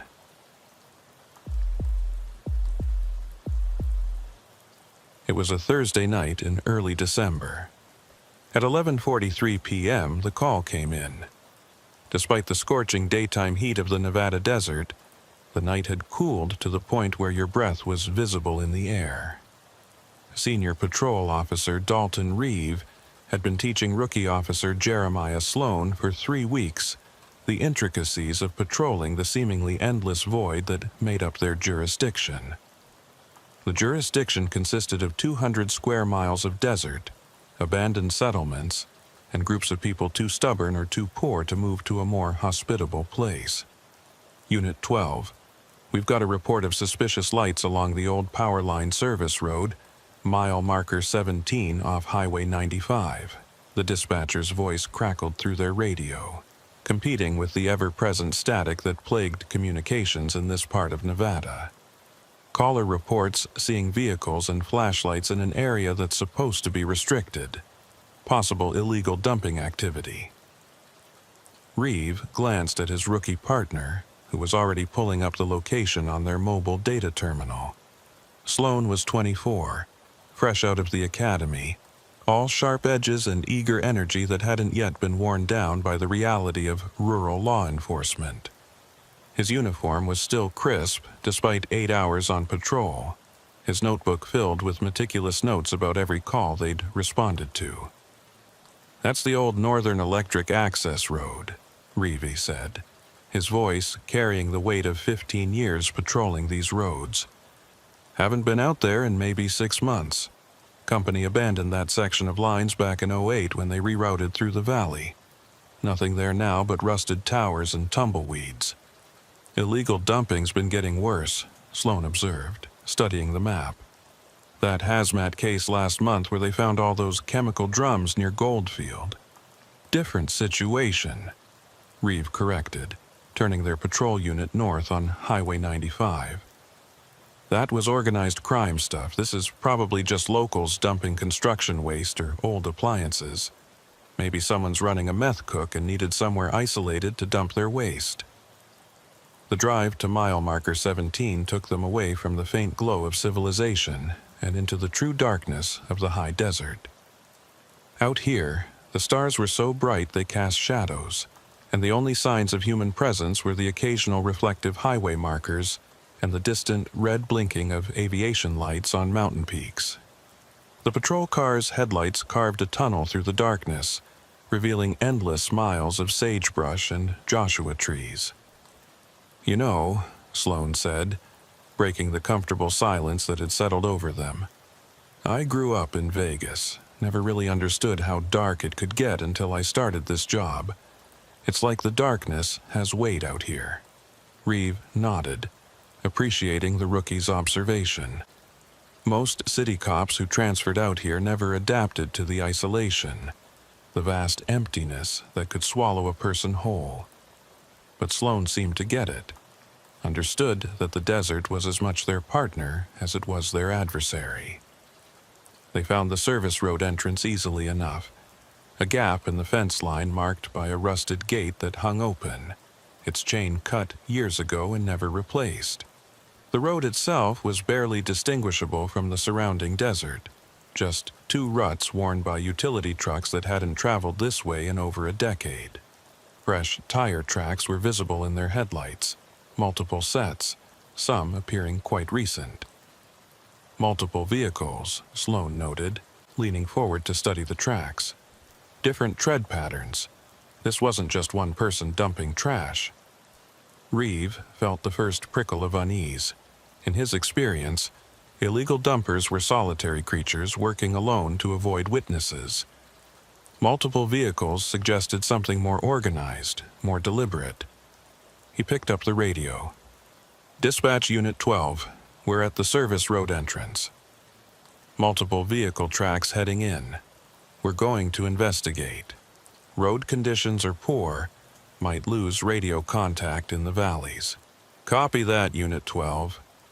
Be advised, no backup units available for at least 40 minutes. Closest unit is dealing with a domestic in Beatty." "Understood. We'll check in every 15 minutes if possible." Reeve turned onto the service road, the patrol car's suspension immediately protesting the rough surface. The road wound through a series of small valleys and ridges, following the path of the old power lines that marched across the landscape like metal skeletons.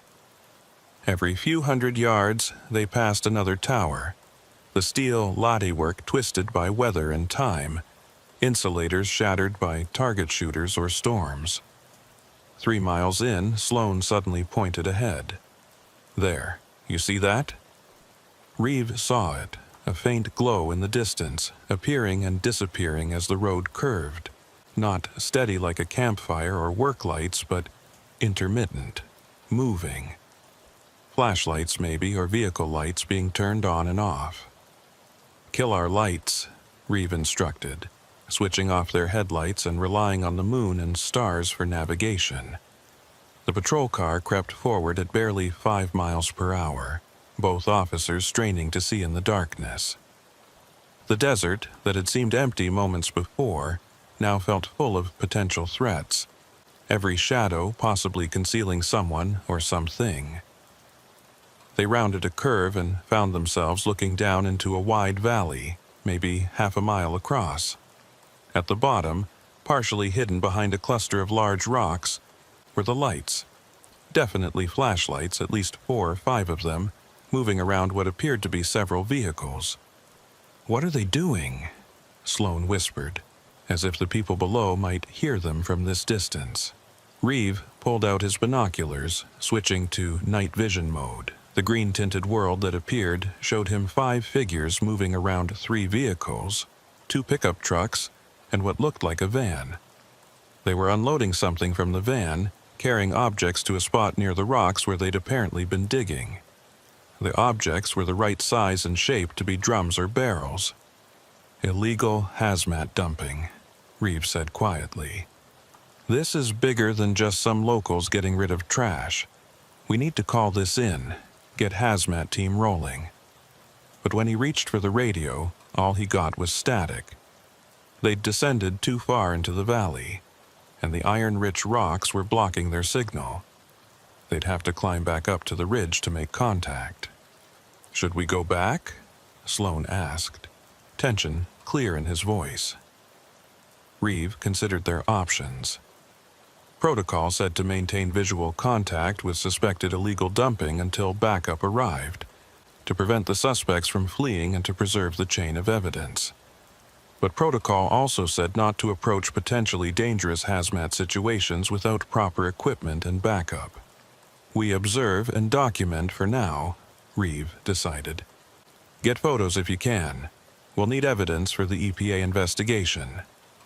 Sloan pulled out the camera with its telephoto lens, starting to document the scene below.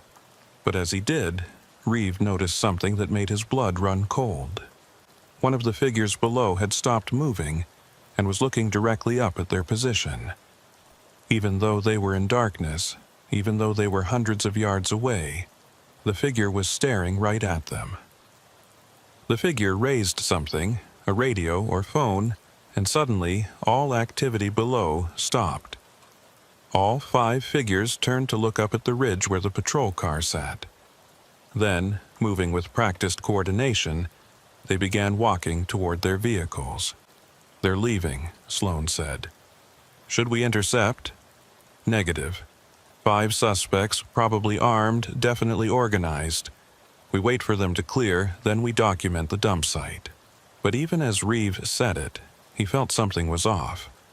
The figures below weren't hurrying, weren't panicking like criminals who'd been caught. They were moving with deliberate calm, almost casual. The vehicles below started up, headlights blazing to life. But instead of heading back the way they'd come, toward the highway, they turned deeper into the valley, following a track Reeve hadn't even known existed. Within minutes, their lights had disappeared behind a ridge, leaving only darkness and the faint smell of diesel exhaust. "Come on," Reeve said, starting the patrol car. "Let's check the dump site before they circle back." They descended into the valley, headlights back on now that stealth was pointless. The spot where the vehicles had been parked was churned up with tire tracks, making it impossible to get good impressions. But near the rocks, they found what the suspects had been burying: 5 blue plastic barrels, partially covered with dirt and rocks. Sloan approached with the camera, but Reeve held him back. "Don't get too close. We don't know what's in those barrels. Could be toxic, could be explosive." That's when they heard it. A sound that didn't belong in the desert at night. It was a voice, muffled but clearly human, calling for help. It seemed to be coming from near the barrels. "Someone's here," Sloan said, immediately moving towards the sound. "Wait," Reeve commanded. But Sloan was already jogging toward this burial site. Reeve followed, his hand instinctively moving to his service weapon. The voice grew clearer as they approached, definitely human, definitely distressed, but something about it was wrong. It had a quality that Reeve couldn't quite identify, like it was coming through a speaker rather than from a person. Sloan reached the barrels first and stopped dead. "Dalton, you need to see this." Reeve joined him and immediately understood his partner's shock. Next to the barrels was a small electronic device, a digital recorder with a speaker attached, playing a loop of someone calling for help. The recording was high quality, convincing enough to fool anyone who wasn't looking directly at the device. "It's bait," Reeve said, the full implications hitting him. "This whole thing is bait." That's when they heard the engines. Multiple vehicles, coming from different directions, converging on their location. Headlights appeared on the ridges surrounding the valley, at least 6 sets, positioned to cut off every possible escape route. "Get to the car!" Reeve shouted. But even as they ran, he knew it was too late. The patrol car was 50 yards away, and the approaching vehicles were already moving to block the road. They made it to their unit just as the first pickup truck crested the ridge behind them. Reeve threw the car into reverse, spinning around in a cloud of dust, but another vehicle appeared in front of them, its high beams blinding in the darkness. More lights appeared on either side, tightening the circle. "Unit 12 requesting immediate backup," Sloan was shouting into the radio, but the only response was static. "Officer needs assistance. Multiple hostile vehicles." "They're jamming us," Reeve realized. This whole thing was planned.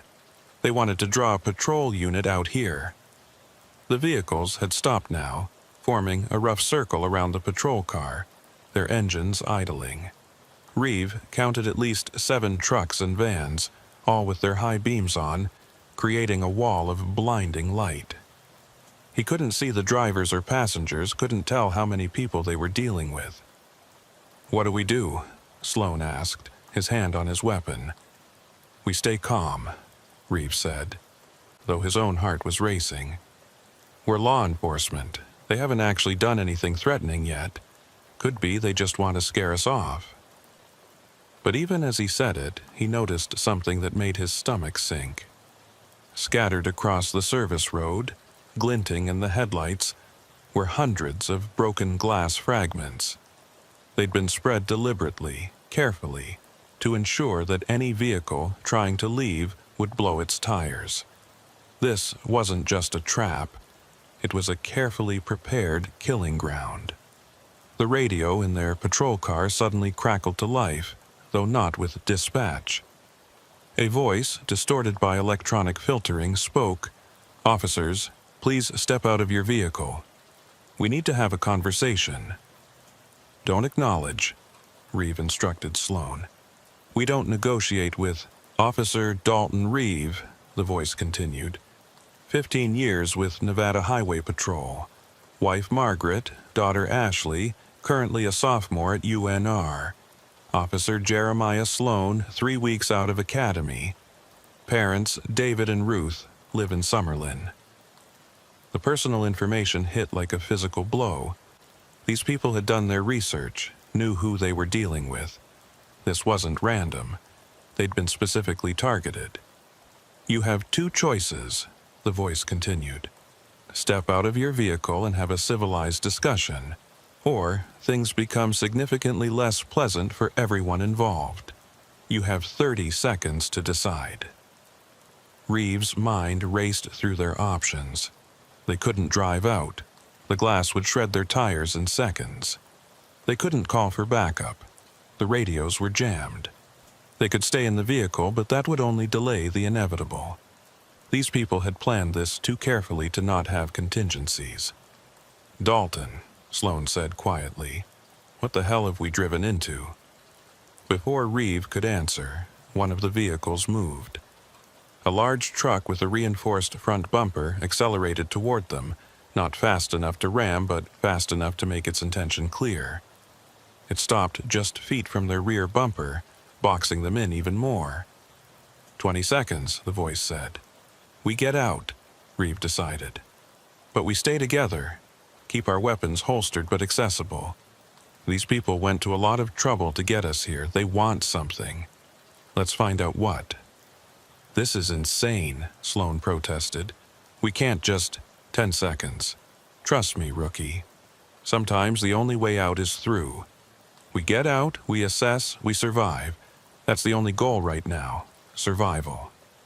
They opened their doors simultaneously, stepping out with their hands visible but not raised. The wall of headlights made it impossible to see anything beyond the circle of vehicles, but Reeve could sense people moving in the darkness beyond the lights. Many people. "Very good," the electronic voice said. "Now, walk forward toward the blue pickup truck at your 12 o'clock.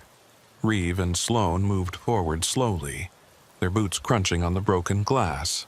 As they got closer to the ring of vehicles, figures became visible in the shadows. At least a dozen people, all wearing dark clothing, faces covered with masks or bandanas. Some were holding what looked like rifles, though they weren't actively pointing them at the officers. They stopped about 10 feet from the blue pickup. The driver's door opened and a man stepped out. He was tall, wearing military-style tactical gear, his face hidden behind a balaclava. When he spoke, it was with the same electronically distorted voice they'd heard on the radio. "Officers, thank you for accepting our invitation. I apologize for the theatrics, but we needed to ensure we had your complete attention." "Who are you?" Reeve demanded. "What is this?" "Who we are is less important than why you're here," the man replied. "You see, we have a problem, and you're going to help us solve it." "We don't help criminals," Sloan said, his voice tight with anger and fear. The man laughed, the electronic distortion making it sound inhuman. "Criminals. Such a simple word for a complex world. Tell me, Officer Sloan, what makes someone a criminal? Breaking the law or getting caught breaking the law?" "Whatever this is about, you're making it worse," Reeve said. "Kidnapping police officers, that's federal. FBI will be all over this. Only if they know about it," the man said. "Your dispatch thinks you're investigating illegal dumping. You've been out of radio contact for 17 minutes now. Completely normal for this area. In another hour, when you don't check in, they'll send a unit to look for you. They'll find your patrol car at the entrance to the service road, a note in your handwriting saying you're pursuing suspects on foot in the canyon. They'll search for days, maybe weeks, but the desert is vast, and people disappear out here all the time." The implication was clear. They'd already decided the officer's fate. This conversation was just a formality. The masked man gestured to someone behind the ring of vehicles, and 2 more figures emerged carrying folding chairs. They set them up in the middle of the circle, a surreal gesture of hospitality in what was clearly a hostage situation. "Sit," the man commanded. "We have much to discuss and limited time to do it." Reeve and Sloan remained standing. The man sighed, the electronic distortion making it sound like static. "Officers, you're surrounded by 16 armed individuals in a location where no one can hear you scream and your radios don't work. I'm trying to be civilized about this, but I can just as easily have this conversation with you zip-tied and gagged in the back of a van. Your choice." Reeve sat first, giving Sloan a look that said to follow his lead. The rookie sat reluctantly, his hand never straying far from his weapon. "Better?" the man said. He began pacing in front of them, his boots crunching on the broken glass. "Let me tell you a story, officers. 6 months ago, a transport truck crashed on Highway 95, about 40 miles from here. Official report said it was carrying agricultural equipment. Do you remember that incident, Officer Reeve?" Reeve did remember. It had been a major response, multiple agencies involved, the highway closed for hours. But the details had been strangely sparse, the scene controlled by federal authorities who'd pushed local law enforcement to the periphery. "I remember," Reeve said carefully. "Of course you do. Big federal response for a truck full of farming equipment, wasn't it? Hazmat teams, FBI, even some military vehicles. All for some tractors and plows." The man stopped pacing, facing them directly. Except it wasn't agricultural equipment. It was something else entirely, something that certain parties very much wanted to disappear. "If you're talking about some conspiracy theory," Sloan started. "Not a theory," the man interrupted. "Fact. That truck was carrying decommissioned military equipment from the Tonopah test range. Equipment that was supposed to be destroyed but was instead being sold to private buyers. The crash exposed an operation that had been running for years, millions of dollars in black market military tech flowing through Nevada." "Even if that's true," Reeve said, "what does it have to do with us?" Everything, the man replied. Because the investigation into that crash was buried.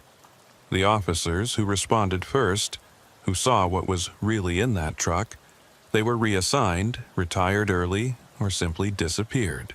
The official report was sanitized, evidence was destroyed, and everyone involved got away with it. Everyone except the driver who died in the crash. The driver who was my brother. The circle of vehicles seemed to press closer, though none of them had moved. Reeve could feel the tension from the hidden figures, the barely controlled violence waiting to be unleashed. Your brother was trafficking illegal military equipment, Sloan said. That makes him a criminal. The man's head tilted, and when he spoke there was anger beneath the electronic distortion. My brother was a truck driver hired to move cargo from point A to point B. He didn't know what he was carrying until the crash, until he was dying and federal agents were more concerned with recovering the cargo than saving his life. He lived for 3 hours after that crash, Officer Sloan. 3 hours during which he could have been saved if anyone had bothered to try. I'm sorry about your brother, Reeve said, trying to defuse the situation. But we weren't involved in that. We're just highway patrol. No, you weren't involved then, but you're going to be involved now. The man pulled out a tablet, its screen bright in the darkness. In 12 hours, another transport is scheduled to move through your jurisdiction. Same route, same type of cargo, same people behind it, and you're going to stop it. You want us to intercept a federal transport? Reeve couldn't hide his disbelief. That's not how this works. We don't have the authority, you have probable cause, the man interrupted. Anonymous tip about suspicious vehicle, possible trafficking. You make the stop, you search the vehicle, you find the illegal cargo. It becomes public before they can cover it up. Media gets involved. Real investigation starts. People responsible for my brother's death face consequences. Or, Sloan said, we report this encounter, and you all go to prison for kidnapping federal officers. The man laughed again. Report what? That you were brought to a location by a fake emergency call. The barrels back there contain water, by the way. Completely legal to bury water barrels on public land. No crime there. That you were surrounded by vehicles. No law against driving in the desert at night. That we had a conversation. First Amendment protects that. You have no evidence of any crime except maybe littering. He gestured at the broken glass. The recording, the fake distress call, Sloan protested. What recording? What distress call? The man held up the digital recorder they'd found earlier, then dropped it on the ground and crushed it under his boot. You mean this device that no longer exists? You said kidnapping, Reeve pointed out. Made threats against our families. Did I? I mentioned public information about your families. Anyone can find that online. As for kidnapping, you're free to leave any time you want. Of course, your tires might not survive the glass, and walking 40 miles through the desert at night presents its own challenges, but no one's physically restraining you. Reeve understood now. These people had thought through every angle, planned for every contingency. They'd created a situation where the officers were trapped but technically free, threatened but not technically threatened, victims of a crime that would be nearly impossible to prove. Why should we help you? Reeve asked. What's to stop us from walking out of here and forgetting this ever happened? The man was quiet for a moment, then pulled something from his pocket, a flash drive. Because, Officer Reeve, I know you're an honest cop. 15 years, never a single complaint against you. You've turned down bribes, reported corrupt colleagues, always done the right thing even when it cost you. That's why we chose you. You chose us? The fake call was routed specifically to ensure you'd respond. We've been watching you for weeks, learning your patrol patterns, your responses to calls. We know you, Officer Reeve. We know you believe in justice, and we know that if you see evidence of military weapons being trafficked through your jurisdiction, you won't be able to ignore it. He tossed the flash drive to Reeve, who caught it instinctively. That contains shipping manifests, communications between the conspirators, evidence of the previous shipments, including the one that killed my brother. Everything you need to know that what I'm telling you is true. The transport tomorrow is real, and it's carrying weapons that will end up in the hands of people who very much shouldn't have them. This is insane, Sloan said. You're asking us to commit career suicide. Even if what you're saying is true, going after a federal transport without authorization, we'd be finished. Best case scenario, we're fired. Worst case, we end up like your brother.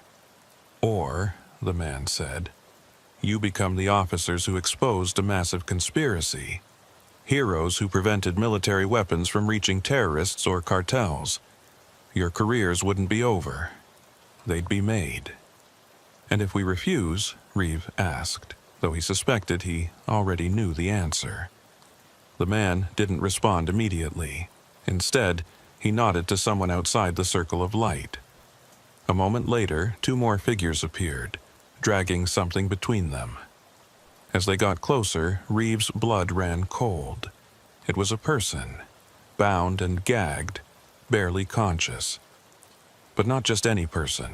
It was Officer Patricia Hernandez, who worked the southern section of their patrol area. She was supposed to be on shift right now, 40 miles away. We have 3 other officers, the man said calmly, all taken during their shifts tonight, all currently guests at various locations throughout the desert. They're safe for now. Uncomfortable, certainly, but unharmed. Whether they stay that way depends on your cooperation. You son of a bitch. Sloan started to rise, his hand going to his weapon. Immediately, multiple laser sights appeared on both officers' chests, red dots dancing across their uniforms. Sloan froze, then slowly sat back down. Emotional responses won't help your colleagues, the man said. Logic will. It's simple math, officers. You help us expose this conspiracy, everyone goes home. You refuse, and, well, the desert has claimed many people over the years. A few more won't be noticed. You're talking about murdering cops, Reeve said. Every law enforcement agency in the country will come after you. Only if they know it was murder. Officers disappear sometimes. Desert's dangerous. Equipment failures, wrong turns, dehydration. Remember Officer James Mitchell? Vanished 2 years ago. Never found. His patrol car was discovered 50 miles from his last known position. No sign of him. Official report blamed disorientation, possible medical episode. But he'd been investigating suspicious transports through Tonopah, hadn't he? Reeve did remember Mitchell. Good cop, experienced, not the type to get lost or confused. His disappearance had never made sense. You killed Mitchell? We didn't exist 2 years ago. But the people running these transports, they've been operating for a long time, and they don't tolerate interference. Mitchell got too close, asked too many questions. So he disappeared. The man paused. Just like you and your colleagues will disappear if you don't help us stop them. You're saying if we don't help you, the transport people will kill us? Sloan asked, confusion clear in his voice. No, Officer Sloan. I'm saying if you don't help us, we'll make it look like the transport people killed you. Your bodies will be found eventually, with evidence linking your deaths to the conspiracy. It will trigger an investigation either way, but you won't be around to see it. The logic was twisted but effective.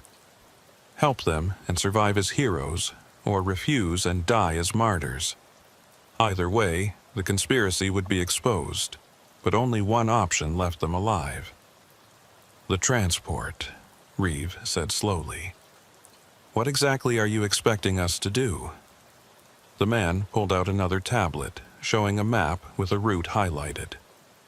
Tomorrow, 1:47 p.m., a black semi-truck with federal plates will pass through your jurisdiction on Highway 95.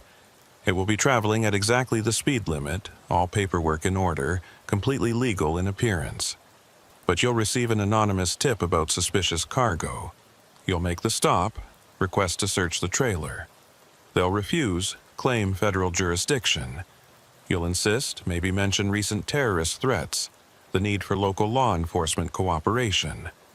Eventually, they'll open the trailer to avoid escalation. And inside? M4 rifles, military grade, reported destroyed but actually diverted for black market sale. Enough weapons to arm a small militia. The kind of discovery that makes national news, triggers federal investigations, ends careers of everyone involved in the conspiracy. They won't just open the trailer, Sloan protested. Federal transports have immunity from local searches. They do, the man agreed. Unless the drivers aren't actually federal employees. The men driving tomorrow's transport are contractors, private military corporation employees with fake federal credentials. Good enough to fool a casual inspection, but not good enough to stand up to real scrutiny. When you run their IDs, you'll find discrepancies, enough to justify a deeper look. He produced a folder from inside his jacket, thick with documents. Everything you need is in here. The tip you'll receive, word for word. The discrepancies to look for in their credentials. Photos of the weapons from a previous shipment. Even a script for your radio communications to make everything sound legitimate. You've thought of everything, Reeve observed. We've had 6 months to plan this. 6 months while my brother's killers walked free, continued their operations. Made millions from selling weapons that could be used against American soldiers. 6 months of watching them transport death through Nevada while law enforcement looked the other way or was forced to look the other way. And after? Sloan asked. After we make this stop, expose this conspiracy, then what? You just disappear? We were never here, the man said. This encounter never happened. You received an anonymous tip, did your job, discovered a crime. Heroes don't mention being coerced. Heroes don't admit they were forced. Heroes take credit and move on with their lives. And our colleagues, the other officers you've taken? Released unharmed, as soon as the transport is stopped and the media is alerted. They'll wake up in their patrol cars with gaps in their memory and evidence of sedatives in their blood. Unfortunate victims of an unknown drug interaction, perhaps contaminated water from their canteens. It happens. Patricia Hernandez moaned through her gag, starting to regain consciousness. The man noticed and gestured for her to be taken away. Wait, Reeves said. Let me talk to her, make sure she's really okay. She's fine, Officer Reeve. Scared, angry, but unharmed. You'll have to take my word for it. The man looked at his watch, an expensive military model. You have a decision to make. Dawn is in 6 hours. If you agree, you'll be escorted back to your patrol car, your tires will be repaired, and you'll finish your shift as if nothing happened.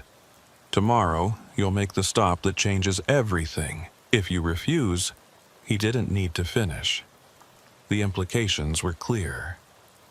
Reeve and Sloan sat in silence for a moment, both processing the impossible situation they'd been placed in. Around them, the circle of vehicles maintained their positions, engines idling, creating a low rumble that seemed to vibrate through the ground itself. The figures in the darkness remained still, patient, waiting. "Can we discuss this privately?" Reeve asked. The man considered, then nodded. 5 minutes, stay within the circle. He walked away, leaving the 2 officers alone in the middle of the ring of vehicles. The laser sights disappeared, but Reeve knew there were still dozens of weapons trained on them. "This is insane," Sloan whispered urgently. "We can't do this. We have to find another way." "What way?" Reeve asked. "They have Patricia and 3 others. They know where our families live. They've planned this down to the smallest detail. So we just go along with it, become criminals ourselves. Or we become dead cops who tried to do the right thing." Reeve rubbed his face, feeling every one of his 43 years. "Kid, I've been doing this job long enough to know that sometimes there are no good choices. Sometimes there's just surviving. But intercepting a federal transport based on a coerced tip, if what they're saying is true, it's not really a federal transport. And if those weapons are real, we'd be stopping actual criminals." "You believe them?" Reeve thought about Mitchell, about the strange federal response to that truck crash 6 months ago, about all the little inconsistencies he'd noticed over the years but never questioned. "I don't know, but I know Patricia has 3 kids. Tommy and Gwyn, if he's one of the other officers they took, just got married. Sarah Black is 6 months from retirement. We're not just deciding for ourselves here. So we collaborate with terrorists. They're not terrorists, kid. They're something else. Vigilantes, maybe. Revenge seekers. People pushed too far who pushed back." Reeve looked at the younger officer. "I don't like this any more than you do, but I've got a daughter your age. You've got parents who are proud of their son, the cop. We stopped that transport. We're heroes who exposed a conspiracy. We refuse, and our families get folded flags and empty coffins. There has to be another option. We could play along, then report it once we're safe. You think they haven't thought of that? You think they don't have contingencies? These people found out our family details. Our patrol schedules, managed to grab 4 cops without anyone noticing. They're not amateurs." Sloan was quiet for a moment. "My training officer at the academy said being a cop means always doing the right thing, no matter the cost. Your training officer never had a gun to his head in the middle of the desert," Reeve replied. "The right thing isn't always clear, rookie. Sometimes the right thing is making sure everyone goes home alive, even if it means letting these people win. If they're telling the truth about the weapons, then stopping that shipment is the right thing. The method is wrong, but the result..." Reeve trailed off, hating himself for even considering it. "And if they're lying? If this is all some elaborate setup for something else? Then we deal with that when it happens. But right now we have 4 officers' lives in our hands, including our own. That's the reality we have to work with." The 5 minutes were almost up. The masked man was walking back toward them, tablet in hand. "I need to know," Reeves said when the man reached them. "The weapons shipment, it's real? This isn't some scheme to rob the truck or steal the weapons for yourselves." The man pulled up something on his tablet and showed it to them. It was a video, grainy but clear enough, showing the inside of a truck trailer filled with military weapons. The timestamp was from 3 weeks ago. "Previous shipment," the man explained. "Same route, same drivers, same cargo. These weapons are ending up with militia groups, criminal organizations, even potential terrorist cells. All because someone in the federal system is selling military hardware that's supposed to be destroyed. Why not just send this to the FBI, the media? We did. Anonymous tips to every federal agency, every major news outlet. Nothing happened. The conspiracy goes too high. Too many people are making too much money. The only way to stop it is to create a situation they can't cover up. Local cops making a legitimate stop, finding the weapons, calling it in publicly before it can be buried. And your brother's death will finally mean something. He died trying to expose this even if he didn't know it at the time. Tomorrow, we finish what he started." Reeve looked at Sloan, saw the conflict in the younger officer's eyes. The kid was too green for this, too idealistic to understand that sometimes the world forced impossible choices on good people. But he was also smart enough to recognize when they were out of options. "If we do this," Reeve said slowly, "I need guarantees. The other officers are released unharmed. Our families are left alone. And after tomorrow, we never hear from you again." "Agreed," the man said immediately. "After tomorrow, we cease to exist. The group disbands, everyone goes their separate ways. This was only ever about stopping the shipments and getting justice for those who died because of them. And if something goes wrong, if the transport doesn't show, or they refuse the search, or then you did your best, and everyone still goes home. We're not unreasonable, Officer Reeve. We know operations like this can go sideways. All we ask is that you make a genuine effort. Stop the truck, try to search it. If it fails, it fails. But at least we tried." "I want to talk to Patricia," Reeve insisted. "Proof of life for all the officers." The man considered, then pulled out a satellite phone. He dialed, waited, then handed it to Reeve. "Speakerphone, you have 1 minute." Reeve activated the speaker. "Patricia, it's Dalton." "Dalton?" Patricia's voice was scared but strong. "What the hell is happening? These people... Are you hurt?" "No, I'm okay. Scared shitless, but okay. They grabbed me during my traffic stop. Professional. Quick. They know what they're doing. Are the others with you?" "Tommy's here. Sarah and Mike are at another location," they said. "Dalton, what do they want?" "It's being handled, Patricia. You're going to be okay. All of you. Just stay calm, and this will be over soon." "Dalton." The line went dead. The man pocketed the phone. "Satisfied?" Reeve nodded slowly. "We'll do it. But I want those officers released the moment we make the stop. Not after the media shows up, not after the weapons are confirmed. The moment we stop that truck. Acceptable. They'll be released and directed to your location as backup. It will look like they responded to your call for assistance. And how do we explain their missing time? They won't remember most of it. The sedative we used has amnesiac properties. They'll remember being grabbed, then waking up in their vehicles, responding to your call. Disorienting, but not incriminating." The man held out the folder of documents. "Everything you need is in here. Study it tonight. Memorize the important parts, then burn it. The anonymous tip will come through dispatch at exactly 1:15 p.m. tomorrow. You'll be in position to intercept." Reeve took the folder, feeling like he was accepting a deal with the devil. "If this goes wrong..." "It won't," the man interrupted. "You're good cops. Do what you do best, your job. Stop the bad guys, save the day, go home to your families." He gestured to the ring of vehicles. "A path will be cleared for you to leave. Your tires have already been repaired, high-speed patches that will hold until you can get proper replacements. Drive straight back to the highway. Report that the illegal dumping call was a false alarm. Finish your shift normally." "That's it?" "That's it, Officer Reeve. Tomorrow, you change the world. Tonight, you're just 2 cops who responded to a nothing call in the desert." The vehicles began moving, creating an opening in the circle. The broken glass had been swept aside in a clear path to their patrol car.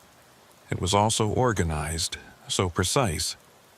These people had indeed thought of everything. As they walked back to their vehicle, Sloan whispered, "Are we really doing this?" "We're surviving this," Reeve corrected. "Everything else is details." They got in their patrol car, and Reeve started the engine. It turned over smoothly, and he could feel that the tires had indeed been repaired.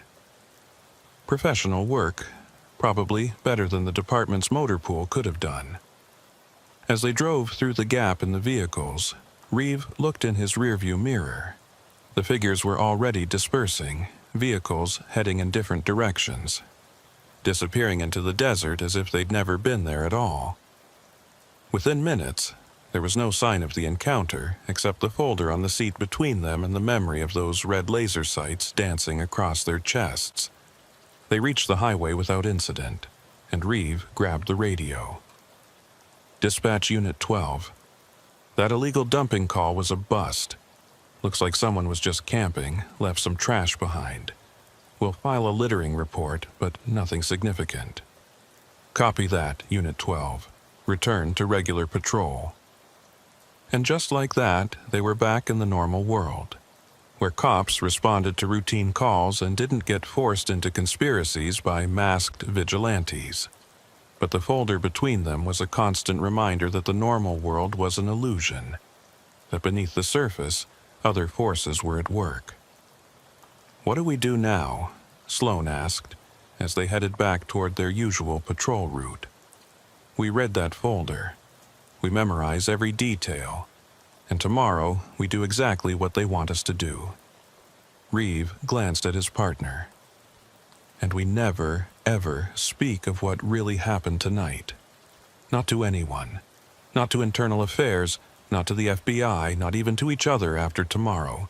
This night doesn't exist. But, no buts, rookie. This is the deal we made to keep 4 cops alive. We stick to it or people die. It's that simple." They drove in silence for several miles, the desert sliding past in the darkness. Finally, Sloan spoke. "Those weapons, if they're real, if this conspiracy is real, then we're doing the right thing for the wrong reasons," Reeve finished. "Sometimes that's the best you can hope for in this job." "Is this what it's always like? The job, I mean. Impossible choices and moral compromises?" Reeve thought about his 15 years on the force, the things he'd seen, the decisions he'd made. "No, kid. Most days you help people, make a difference, go home feeling good about what you do. But sometimes, rarely, you end up in situations like this. And when you do, you remember that the badge doesn't make you invincible. It just makes you a target for people with agendas. Would you do it again? Become a cop knowing this could happen?" "Ask me tomorrow," Reeve said. "If we're still alive and those weapons are off the street, ask me then." They pulled into a rest stop to read the folder, parking where they could see anyone approaching. The documents inside were comprehensive. Photos of the truck, the drivers, the weapons. Detailed timeline of when and where to intercept. The exact wording of the anonymous tip that would come through dispatch. Even contingency plans for various scenarios. "They really did think of everything," Sloan said, studying a schematic of the truck's likely configuration. "Makes you wonder how long they've been planning this, how many people are involved." Reeve looked at a photo of the weapons. M4 rifles, military issue. These shouldn't exist outside of active military units or approved law enforcement agencies. "So we're really going to do this? Stop the truck, search it, become heroes or corpses?" "Heroes," Reeve said firmly. "We're going to be heroes, rookie, because the alternative isn't acceptable." As dawn approached, they burned the folder in a trash barrel at the rest stop, watching the evidence of their coercion turn to ash and smoke. The only proof of what had happened in the desert was their memory and the patch jobs on their tires. "Tomorrow, at this time, this will all be over," Reeve said, watching the last of the papers burn. "Or we'll be dead." "Optimism, rookie. Optimism is what keeps you sane in this job." But as they returned to their patrol car to finish their shift, Reeve couldn't shake the feeling that tomorrow would change everything, one way or another. They'd crossed a line tonight, made a deal they couldn't unmake.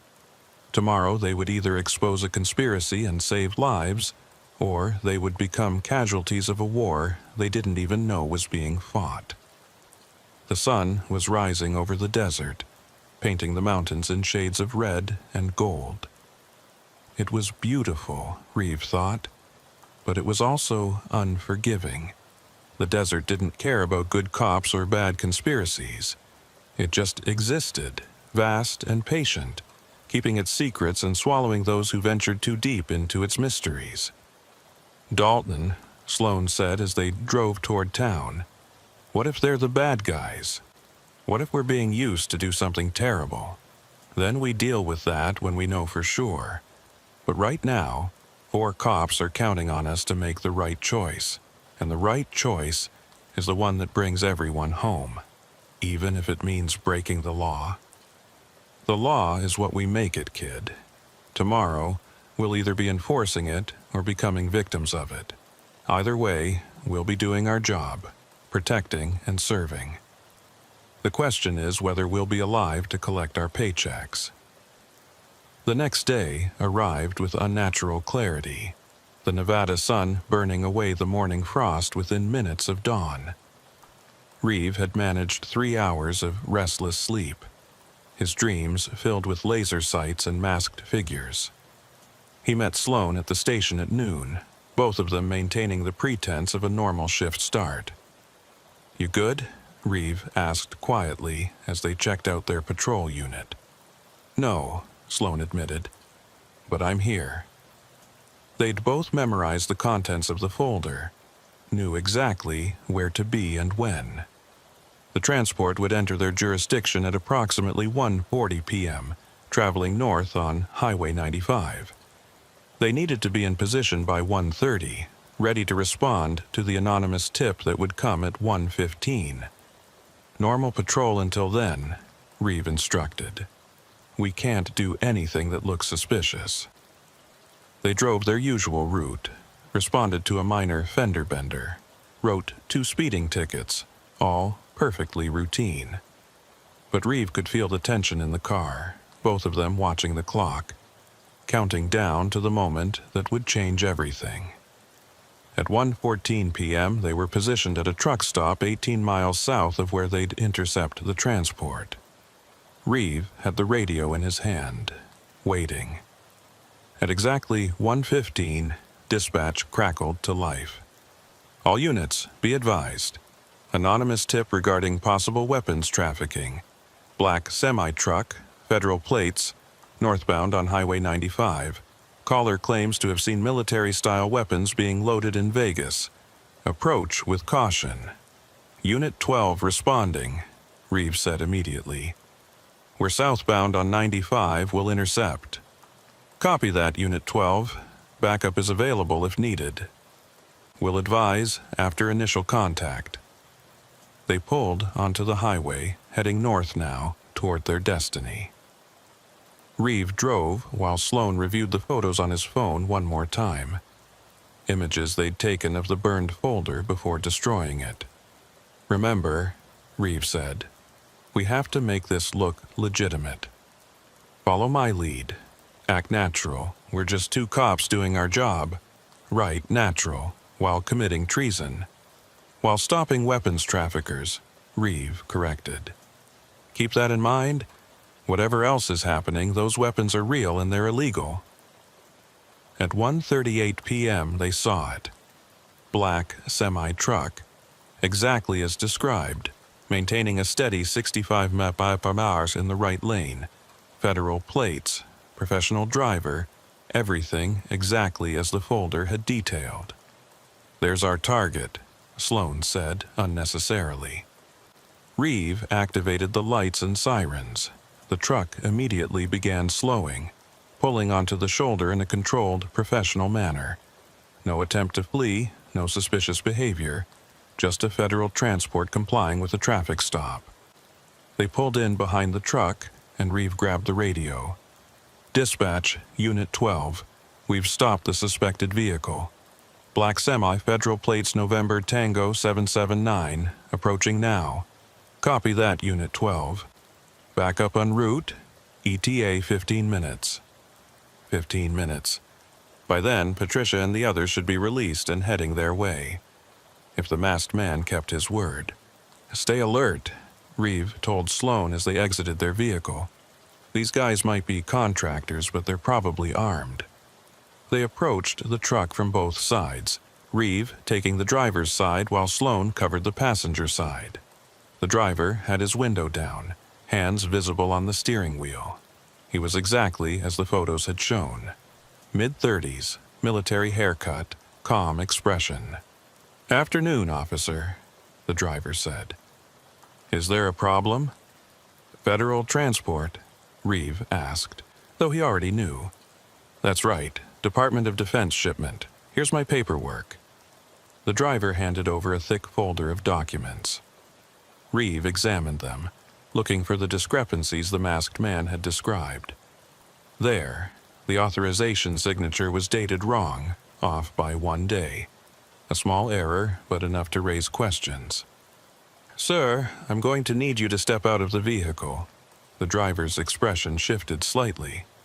"Officer, this is a federal transport. You don't have jurisdiction. We received a tip about weapons being trafficked through this area. Your paperwork has some inconsistencies. Please step out of the vehicle." "I'm calling my supervisor," the driver said, reaching for his phone. "You can call from outside the vehicle," Reeve insisted. "Step out now." The passenger door opened and another man emerged, bigger, more obviously military. "Is there a problem here, officers?" "Stay by the truck," Sloan commanded, his hand resting on his weapon. The driver finally exited, phone in hand. "This is harassment. We're federal employees on official business." "Then you won't mind if we verify your credentials," Reeve said. He pulled out his phone, pretending to run their IDs through a federal database. In reality, he was looking at the photos from the folder, comparing the information. "Mr. Davidson, your federal ID number doesn't match DoD records." It was a bluff, but based on what the masked man had told them, it should be accurate. The driver and passenger exchanged glances. "There must be a mistake." "No mistake. You're contractors, not federal employees. Private military corporation, probably Blackstone or Titan Security. That means this isn't an official federal transport, which means we have every right to search this vehicle." "You don't know what you're doing," the passenger said, his voice taking on a threatening tone. "This shipment is protected. People way above your pay grade are invested in this reaching its destination." "Then they should have used actual federal employees," Sloan said, surprising Reeve with his conviction. "We're not opening the trailer," the driver said firmly. "Not without authorization from our actual supervisors. Then we wait for backup and a warrant," Reeve said. "Your choice." For a moment, the situation balanced on a knife's edge. The contractors were calculating their options, probably wondering if they could take out 2 rural cops and disappear. Reeve kept his hand near his weapon, ready for violence.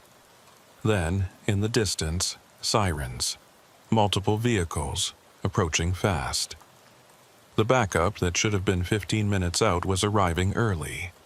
3 patrol cars pulled up, and Reeve's heart nearly stopped when he saw Patricia Hernandez exit one of them, looking confused but very much alive and free. Tommy Nguyen and Sarah Black emerged from the other vehicles, along with Mike Torres. All 4 officers who'd been taken were here, apparently responding to his call for backup. "Dalton," Patricia said, approaching carefully. "We got a priority call to assist. What's the situation?" She showed no sign of remembering the previous night, no indication she'd been held hostage. The sedatives with amnesiac properties. The masked man had kept that promise at least. "Possible weapons trafficking," Reeve explained. "These gentlemen are refusing to allow a search of their trailer." "Federal transport," the driver protested. "This is way out of your jurisdiction." "Not if you're trafficking illegal weapons," Tommy Nguyen said, moving to cover the passenger.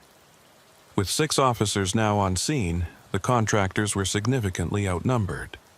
The driver made another call, speaking urgently to someone. Then he hung up and turned to Reeve with a resigned expression. "We'll open it, but this is on you. Whatever happens next, it's on you." They moved to the back of the trailer, the driver producing keys. The lock was serious hardware, military grade, not standard shipping equipment. He turned it, and the massive doors swung open. The trailer was full of crates, each marked with military designation codes. But one crate near the door had been damaged, its side partially open, and visible through the gap was the unmistakable shape of rifle barrels. "Jesus Christ," Patricia breathed. "Are those M4 rifles?" Reeve confirmed. "Military weapons that are supposed to be in DoD inventory or destroyed." "This is a mistake," the driver said, but his voice had lost all conviction. "These are decommissioned weapons being transported for disposal."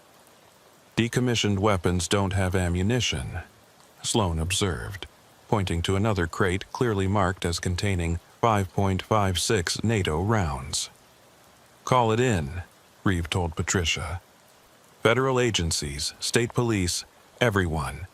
And get photos of everything before anyone tries to make this disappear." As Patricia made the calls and the other officers documented the scene, Reeve noticed something.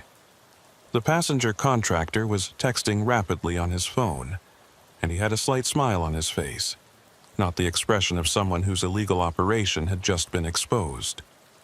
"Something funny?" Reeve asked him. The man looked up. "You have no idea what you've just done, do you? The people behind this shipment, they don't just go to prison. They don't just accept defeat. They adapt, evolve, and eliminate problems. Is that a threat? It's a forecast, officer. You just became a problem. All of you did. And problems get solved." Before Reeve could respond, his phone buzzed with a text from an unknown number. "Well done. Contract complete. Look under your spare tire when you get home. Stay safe, heroes." The masked man's final message. Whatever happened next, their part in his plan was finished. Within 30 minutes, the scene was swarming with federal agents, state police, and media who'd somehow been alerted to the story. The weapons were confirmed as military hardware that had been reported destroyed, worth millions on the black market. The contractors were arrested, though they maintained their silence even as they were led away in handcuffs.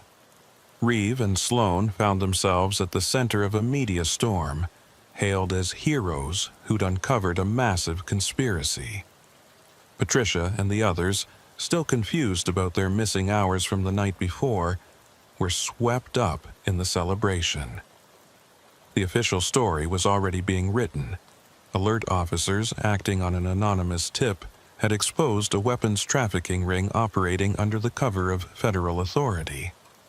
But that night, when Reeve finally made it home, he checked under his spare tire as the message had instructed. He found an envelope containing a single photograph. Him and Sloan standing in the circle of vehicles in the desert, surrounded by masked figures. A reminder that the truth was different from the official story, and that someone out there had proof. There was also a note. "The conspiracy goes deeper than just weapons. Mitchell wasn't the first cop to disappear. Won't be the last. Watch your back. The real war is just beginning." Reeve burned both the photo and the note. But their message was clear. They'd won this battle, exposed this shipment, saved lives by keeping those weapons off the street. But they'd also made enemies, powerful ones who operated in shadows and didn't forgive interference. 3 weeks later, the investigation had expanded dramatically. 17 people had been arrested, including 2 high-ranking DoD officials and a congressman who'd been facilitating the sales. The media called it the biggest weapons trafficking scandal in U.S. history. Reeve and Sloan were invited to testify before Congress, offered promotions, hailed as exemplars of honest law enforcement. But Reeve couldn't shake the feeling that they were being watched. Sometimes he'd catch glimpses of vehicles that reminded him of that night in the desert. Sometimes his radio would crackle with static that sounded almost like voices. and sometimes, late at night, he'd wonder if the masked man and his people were still out there, planning their next move against the conspiracy they'd only partially exposed. Patricia never fully recovered her memory of that missing night. Medical tests showed traces of a sophisticated sedative in her system, but nothing that could explain the complete amnesia. She returned to duty, but Reeve noticed she was different, more cautious, always checking her mirrors, always ensuring her radio was working. On some level, her body remembered the danger even if her mind didn't. Sloane struggled the most with what they'd done. The rookie who'd believed in absolute right and wrong had been forced to confront the gray areas of survival and justice. He was a good cop, maybe even a great one now, but the idealism had been replaced with pragmatism. He never spoke about that night in the desert, but sometimes Reeve would catch him staring at nothing, probably replaying those moments when they'd sat in the circle of vehicles, their lives hanging by a thread. 6 months after the weapons bust, Officer Mike Torres disappeared. His patrol car was found on a service road not unlike the one where Reeve and Sloane had been ambushed. No signs of struggle, no body, just an empty vehicle and a mystery. The official investigation found nothing, but Reeve knew. The contractor had warned them. Problems get solved. Reeve started carrying a personal locator beacon, separate from his official equipment. He varied his routes, never followed patterns, always stayed alert. He knew it was just a matter of time before someone came for him, too. The conspiracy they'd exposed had been just one tentacle of something much larger, and cutting it off had only made the creature angry. But he also knew that somewhere out there the masked man and his group were watching, too. They'd kept their word, released the hostages, disappeared after the weapons were exposed. But their final message suggested they weren't done, that this had been just one battle in a longer war.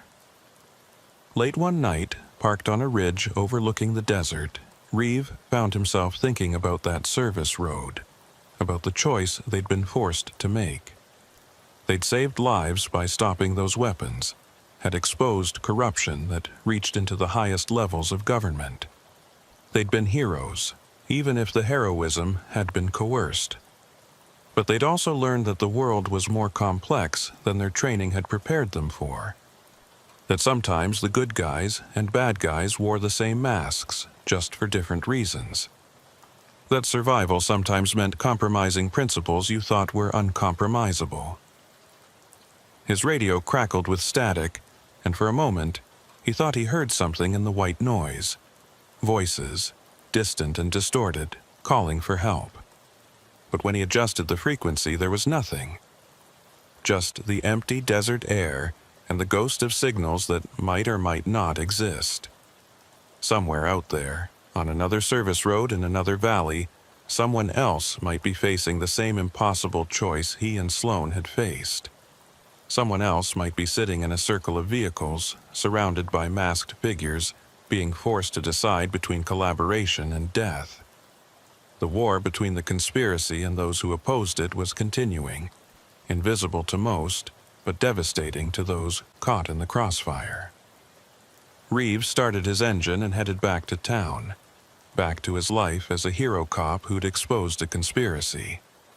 But he knew the truth. He was just a survivor who'd made the only choice he could make. And somewhere in the desert, on roads that didn't appear on maps, in valleys that swallowed sound and light, that war continued. The service road where it all happened still existed, still wound through the desert following the old power lines. But Reeve never went back there, never drove that route again. Some places were better left unvisited, some memories better left undisturbed. The desert kept its secrets, and Reeve kept his. That was the deal he'd made that night, sitting in a circle of broken glass, surrounded by patient death. He was a hero now, decorated and promoted. But heroes, he'd learned, were just people who survived situations that should have killed them. And survival, in the end, was its own form of victory. The radio crackled again, and this time the voice was clear. Dispatch, calling about a suspicious vehicle on a remote road. Another officer would respond, would drive into the darkness, not knowing what waited for them. Reeve said a silent prayer for whoever it was, hoping they wouldn't face the same choice he had, knowing they probably would eventually. The desert was vast, full of service roads and hidden valleys, abandoned places where the normal rules didn't apply. And in those places, the war continued. Conspiracy versus justice, corruption versus revenge, survival versus principle. Reeve had chosen survival, and he lived with that choice every day. But late at night, when the radio static sounded like voices and the darkness pressed close, he wondered if he'd really survived at all, or if part of him was still sitting in that circle of vehicles, surrounded by masked figures, forever frozen in the moment of an impossible choice.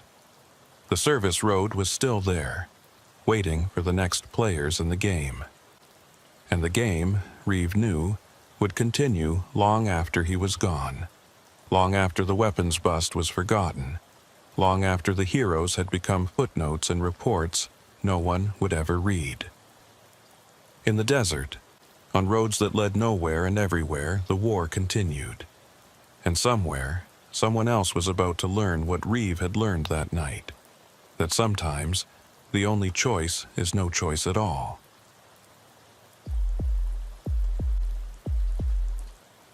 It was a Sunday morning in November. At 8:34 a.m., a report of a missing person had come in. The sun was melting the frost that had settled over the abandoned mining town of Silver Ridge at night, in contrast to the scorching heat of the desert. Sergeant Colleen Whittake, having finished her paperwork from the night shift, was about to go home, take a shower, and lie down. That's when the call came in. Marcus Rinaldi, 24, and Jessica Huang, 22, two urban explorers, had gone on a weekend photo trip to the ghost town 47 miles northwest of Tonopah and failed to notify their roommates. They were supposed to be back by noon yesterday. The roommate, David Garrison, had told dispatch. His voice carried the particular mix of annoyance and concern that Whitaker had heard countless times before.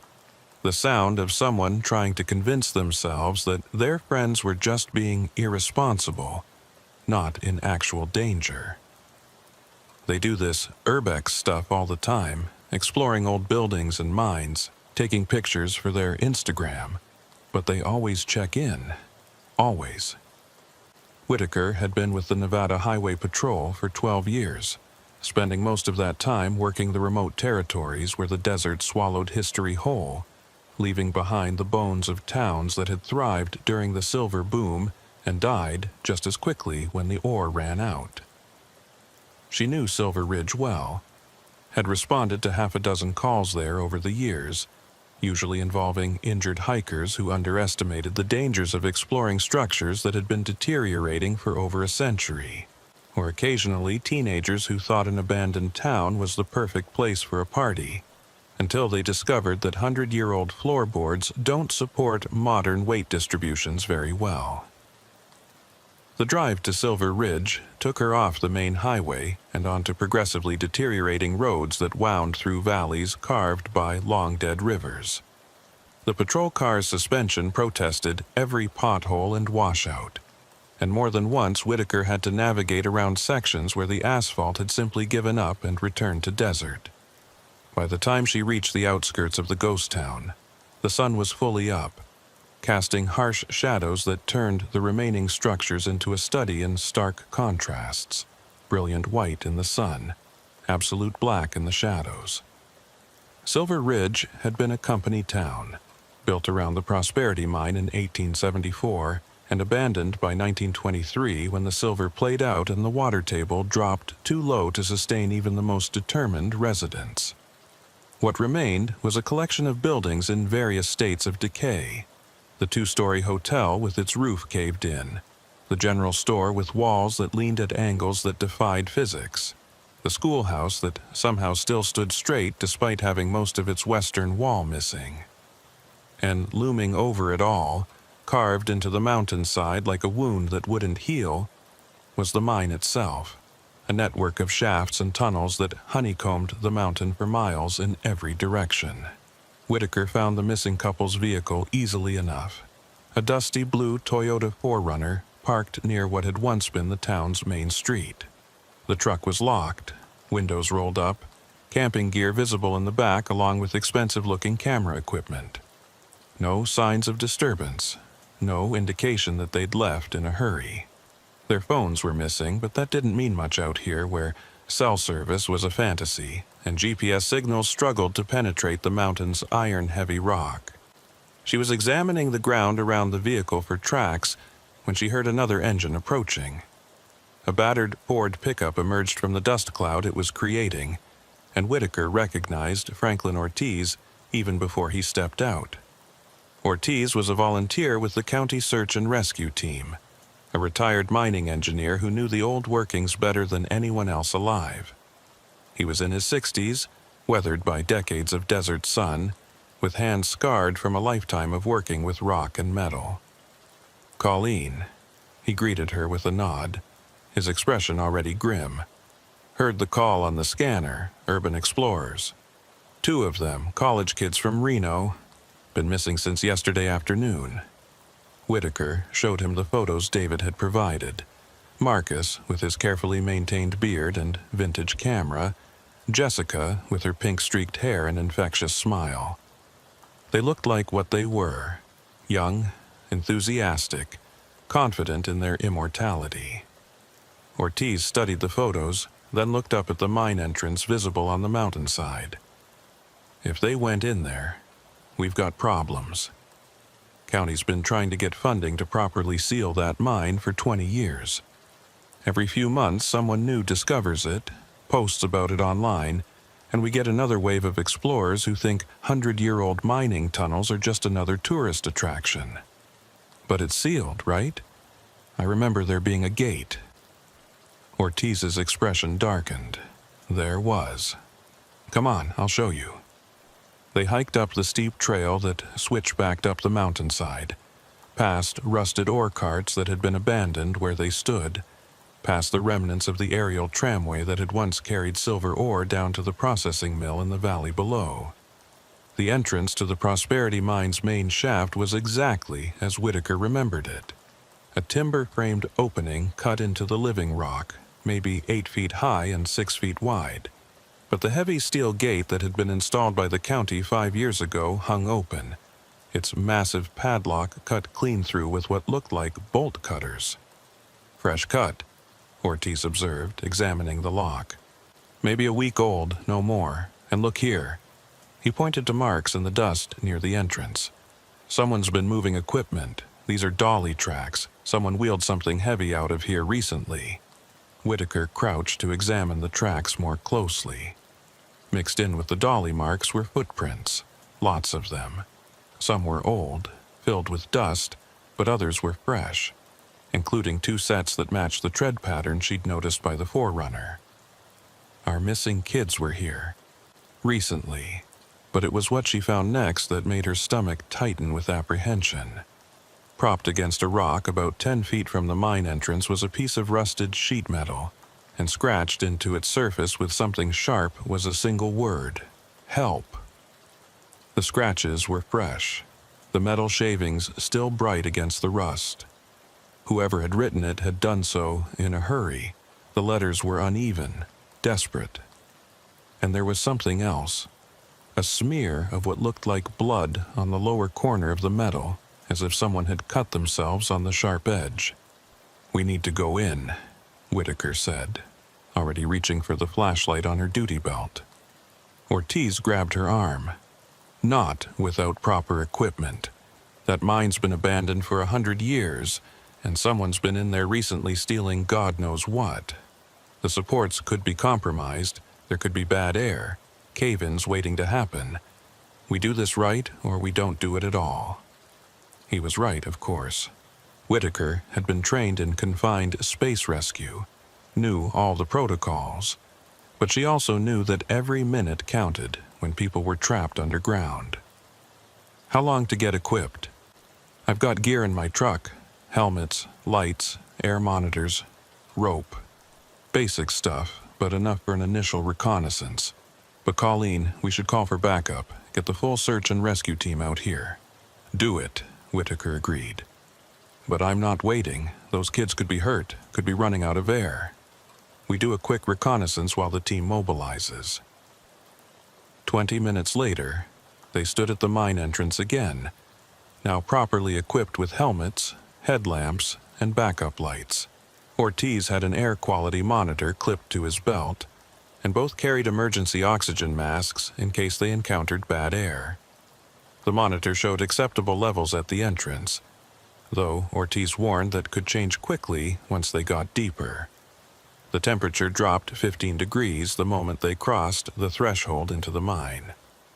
The beam of Whitaker's headlamp revealed rough-hewn walls supported by massive timber beams that had been turning to stone for a century.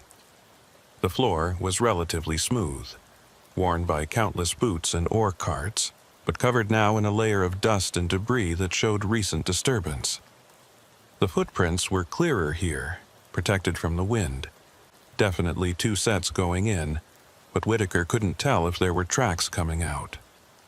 Main shaft goes straight for about 300 feet, Ortiz explained, his voice echoing strangely in the confined space. Then it hits the first junction. 3 tunnels branch off. One goes to the silver vein they were following, another to an exploratory shaft that never produced anything, and the third connects to the older workings from the 1880s. They moved carefully, testing each step. The timber supports groaned occasionally, dropping dust and small rocks that made Whitaker's heart race each time.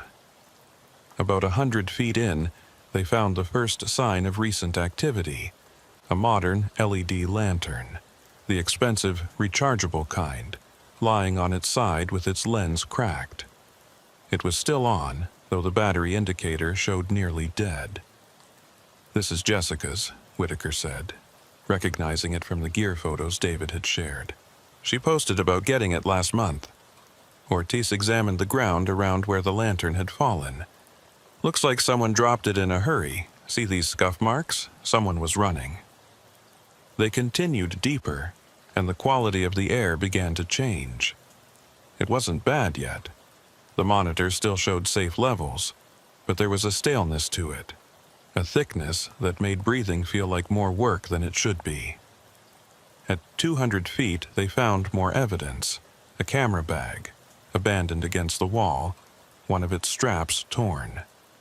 The camera inside was a vintage film model, probably worth thousands.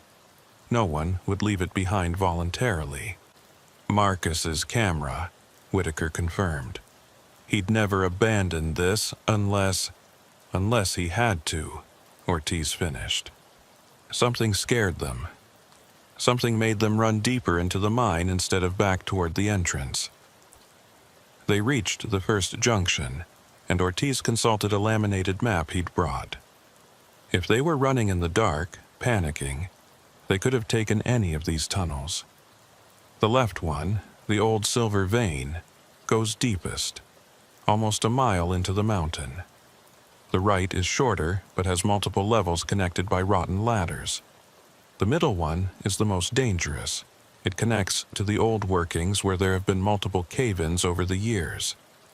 Whitaker swept her light down each tunnel in turn. The left showed no obvious disturbance. The right had some footprints, but they looked old. But the middle tunnel... "Franklin, look at this." In the dust at the entrance to the middle tunnel were clear drag marks, as if something heavy had been pulled through recently, and there was more blood, droplets forming a trail that led into the darkness. "They went this way," Whitaker said, already moving toward the tunnel. "Wait." Ortiz grabbed her shoulder. "This is the worst possible tunnel they could have chosen. The old workings are a maze. Dozens of crosscuts, winzes, and raises that create a 3-dimensional labyrinth. People have gotten lost in there and never been found. And that's not even considering the cave-in risk. All the more reason to hurry, Whitaker countered. They're injured, probably lost, definitely frightened. How long can they survive in there? Depends on where they are. Some sections have good air circulation, could last days. Others are dead zones where CO2 accumulates. Could be unconscious in hours, dead in a day. Ortiz checked his monitor again. We should at least wait for backup. A sound echoed from the middle tunnel, faint but unmistakable. A voice calling out. Human, desperate, but too distorted by echo and distance to make out words. That decides it, Whitaker said, and plunged into the tunnel before Ortiz could stop her. The middle tunnel was narrower than the main shaft, forcing them to walk single file. The timber supports here were older, some dating back to the original 1880s construction. Many were cracked, held in place more by habit than structural integrity. The floor was uneven, littered with fallen rocks and rotted wood. They had to move carefully, but Whitaker found herself fighting the urge to run toward that voice. They followed the blood trail for another 100 feet before reaching another junction. This time, there were 4 possible directions. The tunnel continued straight, branched left and right, and a wooden ladder led up to what Ortiz identified as an upper level that had been mined out in the 1890s. The ladder's rotted through, he observed, testing it with his hand. Several rungs crumbled at his touch. They didn't go up. Whitaker examined the 3 horizontal options. The blood trail seemed to go left, but there were footprints in multiple directions. They got confused here, probably tried different tunnels before choosing one. The voice came again, clearer this time, from the left tunnel. It was male, probably Marcus, and now Whitaker could make out words. Please, someone, Jessica. They hurried down the left-ass tunnel, which descended at a steep angle. The air grew noticeably worse, and Ortiz's monitor began beeping warnings about CO2 levels. We're entering a dead zone, he warned. Limited time here. 50 feet down the sloping tunnel, they found Marcus. He was sitting against the wall, his leg bent at an unnatural angle, his face pale and streaked with tears and dirt. When their lights hit him, he flinched and raised a hand to shield his eyes. Thank God, he gasped. Please, you have to help Jessica. She went deeper, trying to find another way out. She hasn't come back. Whitaker knelt beside him, quickly assessing his injuries. Broken leg, definitely. Possible concussion based on the gash on his forehead. Dehydration and early stages of CO2 poisoning from his labored breathing. Marcus, I'm Sergeant Whitaker with the Highway Patrol. You're going to be okay.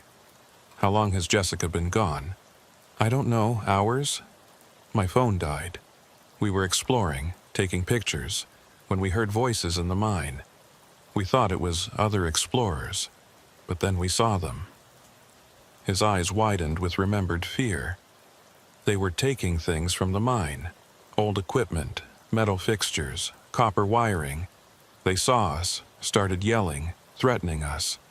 We ran, but I tripped, fell down something. Jessica dragged me here, but my leg, she went to find help, another way out. That was, God, I don't know how long ago. Which way did she go? Ortiz asked urgently. Marcus pointed deeper into the tunnel. That way. But there's something else. Those men, the ones stripping the mine, I don't think they left. I've been hearing them moving around in the tunnels. They're looking for us. Whitaker and Ortiz exchanged glances. If there were copper thieves still in the mine, this had just become a potential crime scene as well as a rescue operation. Copper theft from abandoned mines had become epidemic in recent years as metal prices soared, and thieves were often armed and dangerous, especially when cornered in a place with limited exits. Franklin, we need to get Marcus out of here, Whitaker said. Can you manage him alone? Ortiz shook his head. Not with that leg. He needs a stretcher, proper stabilization, and we can't leave Jessica down here. The CO2 monitor was beeping more insistently now. They were approaching dangerous levels, and all three of them were beginning to feel the effects. Headaches, shortness of breath, a growing sense of disorientation. Okay, new plan, Whitaker decided. We move Marcus to better air. Then I go after Jessica while you stay with him and wait for backup. That's insane, Ortiz protested. You don't know these tunnels. You could get lost in minutes. Then come with me. We move fast, find Jessica, and get out. Before Ortiz could respond, they heard new sounds echoing through the tunnel system. Voices, multiple people, and the clank of metal on stone. The copper thieves were moving through the mine, and from the sound of it, they were getting closer. They know we're here, Marcus whispered, terror clear in his voice. They must have seen you come in. They won't let us leave. We've seen their faces, know what they're doing. Whitaker drew her service weapon, though she knew how useless it would be in these confined spaces where a ricochet could kill anyone, including herself. Franklin, get on the radio. See if you can raise anyone. Get backup in here now. Ortiz tried, but the radio produced only static. The mountain's iron content and the depth underground made communication impossible. They were on their own. A woman's scream echoed through the tunnels, high, terrified, and definitely Jessica. It came from deeper in the mine, beyond where the tunnel disappeared into darkness. That's her! Marcus tried to stand, but collapsed immediately. Please, you have to help her. Whitaker made a decision that went against every protocol she'd been taught.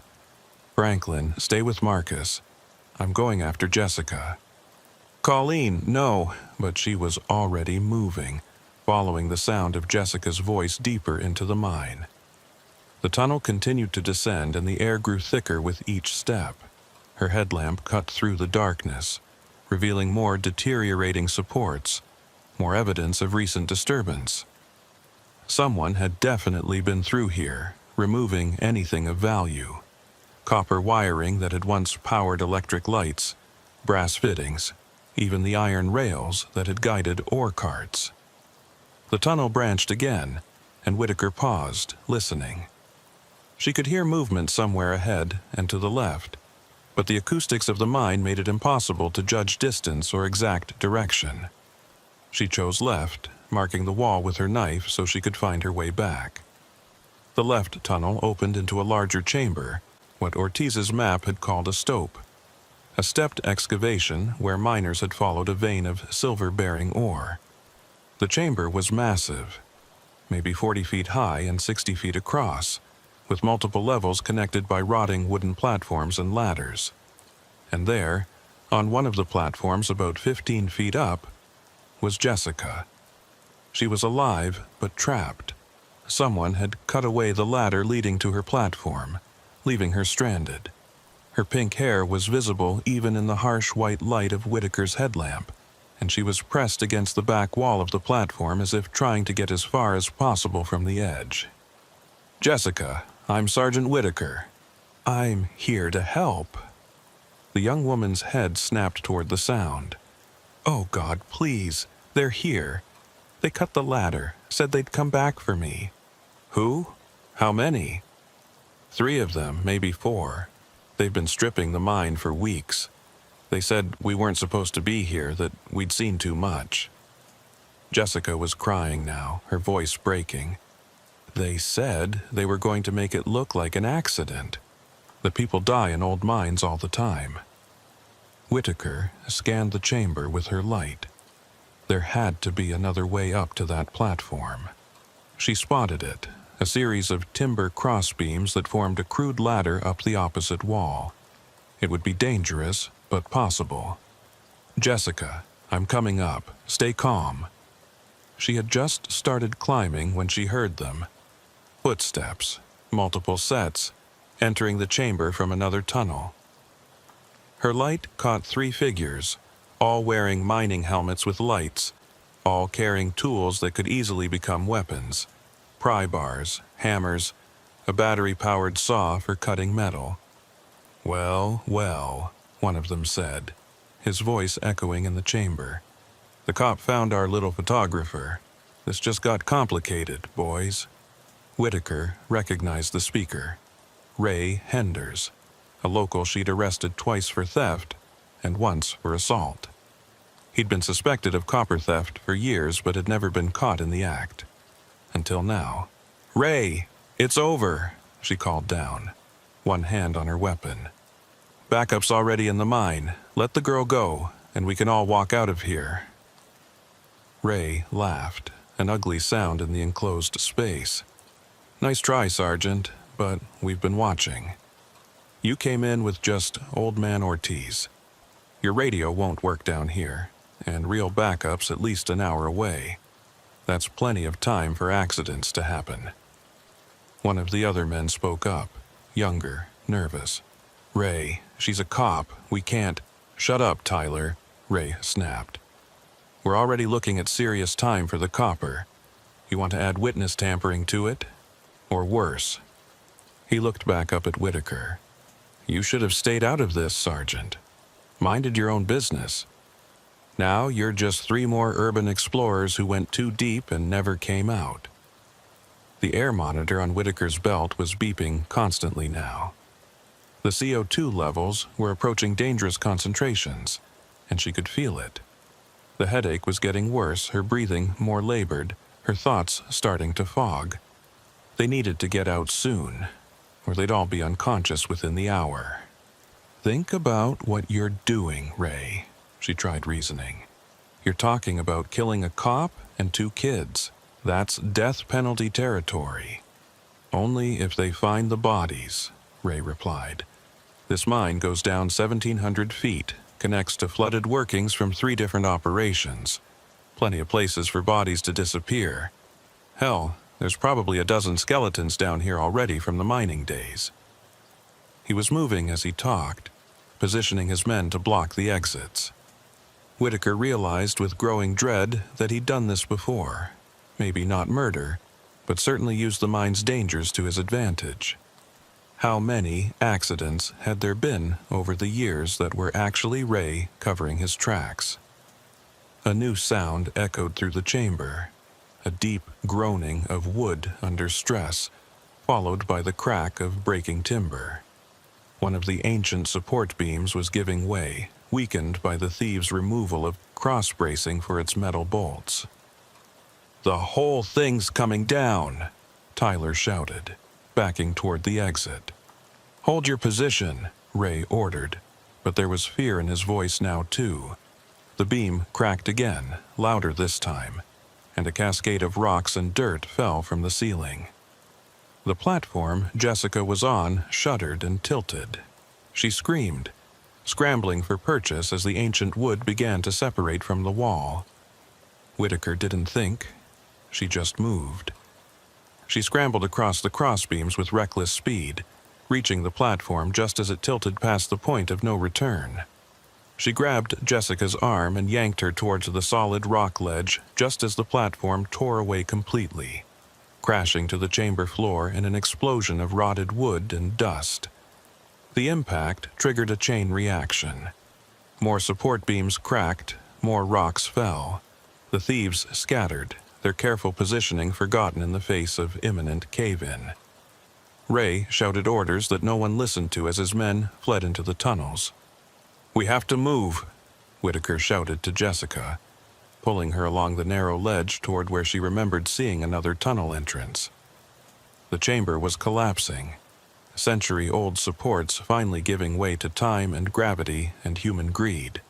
They made it to the tunnel entrance just as the main ceiling beam split with a sound like a gunshot. The tunnel they entered was narrow, unfamiliar, heading upward at a steep angle. Whitaker had no idea where it led, but anywhere was better than the collapsing chamber behind them. They ran, crawled through the darkness, their lights bouncing wildly, the sound of the collapse following them like a living thing. The tunnel branched, and Whitaker chose randomly, always picking passages that seemed to lead upward, toward better air, toward the surface. Behind them, she could hear Ray shouting, cursing, still following despite the danger. He knew that if they escaped, his operation was finished. He had nothing left to lose. The tunnel opened into another chamber, smaller than the last but still substantial. And there, thank God, was Marcus with Ortiz, who had somehow found an alternate route to reach them. "The whole mine's coming down," Whitaker gasped. "We need to get out now." Ortiz didn't argue. He'd fashioned a crude crutch for Marcus from broken timber, and together they began moving toward what Ortiz swore was a passage to the main tunnel. But they'd only gone 50 feet when Ray emerged from another tunnel, blocking their path. He was alone now, his men having abandoned him, but he still held the pry bar like a weapon. "Nobody's leaving," he said. And there was something broken in his voice, a man who'd crossed a line and knew there was no going back. "This mine's been my livelihood for 3 years. I'm not going to prison because some kids couldn't mind their own business." "It's over, Ray," Whitaker said, stepping between him and the others. "Your men are gone. The mine's collapsing. If we don't get out now, we all die down here." "Maybe that's for the best," Ray said, and raised the pry bar. The gunshot was impossibly loud in the confined space, the echo bouncing off the walls until it seemed like a dozen shots. Ray looked down at his shoulder in surprise, where Whitaker's bullet had struck him. The pry bar fell from nerveless fingers. "I'm a damn good shot, Ray," Whitaker said, her weapon still trained on him. "The next one won't be in your shoulder. Now move aside." Ray stumbled back against the wall, clutching his bleeding shoulder. The fight had gone out of him, replaced by the shock and pain of his wound. They moved past him quickly, Ortiz leading the way through a maze of passages that Whitaker couldn't have navigated alone. The main tunnel, when they finally reached it, felt like salvation. The air was better here, and they could see actual daylight filtering in from the entrance, still hundreds of feet away, but visible, achievable. They moved as quickly as they could, Marcus hopping on his makeshift crutch with Jessica supporting his other side, Whitaker bringing up the rear and watching for any sign of Ray following. They were 100 feet from the entrance when the big collapse hit. The sound started as a low rumble, like distant thunder that grew and grew until it became a physical force that shook the mountain itself. The main tunnel support beams, weakened by the collapse in the deeper chambers and the systematic removal of their metal bracing, began to fail in sequence. It was like dominoes falling, each failure triggering the next, a cascade of destruction that had been building for years and needed only this final insult to bring it all down. "Run!" Ortiz shouted, though it was unnecessary. They were all moving as fast as they could, Marcus practically being carried between Jessica and Whitaker now as Ortiz led the way, his knowledge of the mine's structure letting him anticipate which sections would hold longest. The ceiling began to rain debris, first dust, then pebbles, then fist-sized rocks that struck with bruising force. A timber beam directly overhead cracked with a sound like breaking bones, and Whitaker shoved Jessica and Marcus forward just as it came down, missing them by inches. They could see the entrance clearly now, that rectangle of blinding daylight that promised safety, life, escape from this collapsing tomb. 50 feet, 40, 30. The mountain roared. The final collapse wasn't gradual, it was catastrophic. The entire ceiling of the tunnel gave way at once, thousands of tons of rock and earth following the path of least resistance down into the hollow spaces that humans had carved over a century ago. Whitaker had a split second to see the wall of darkness descending before she grabbed Jessica and Marcus and dove for the shallow depression in the tunnel wall that Ortiz had pointed out earlier as an old explosive cache. The world ended in noise and darkness and crushing weight. When the dust settled and the mountain grew quiet again, Whitaker found herself in absolute darkness. Her headlamp was gone, torn away by the violence of the collapse. She could taste blood and dirt, could feel the weight of rocks pressing against her back, but she could move barely. The depression in the wall had saved them, creating a small pocket of space in the collapse, but she had no idea how stable it was or how much air they had. "Jessica," she called out, her voice rough with dust. "Marcus? Franklin?" "Here." Jessica's voice came from inches away, thin with terror. "I can't see anything." "My leg," Marcus groaned from somewhere to her left. "It's trapped." "Franklin?" No response. "Ortiz," a cough, then his voice, weak but alive. "I'm here, pinned but breathing." Whitaker tried to orient herself in the darkness. They were in a pocket maybe 6 feet long and 3 feet high, created by the angle of the wall and the way the larger rocks had fallen. She could feel smaller debris still settling, hear the occasional crack of rock under pressure. Their space could collapse completely at any moment. She forced herself to think clearly despite the panic clawing at her chest. They were maybe 20 feet from the entrance when the collapse hit.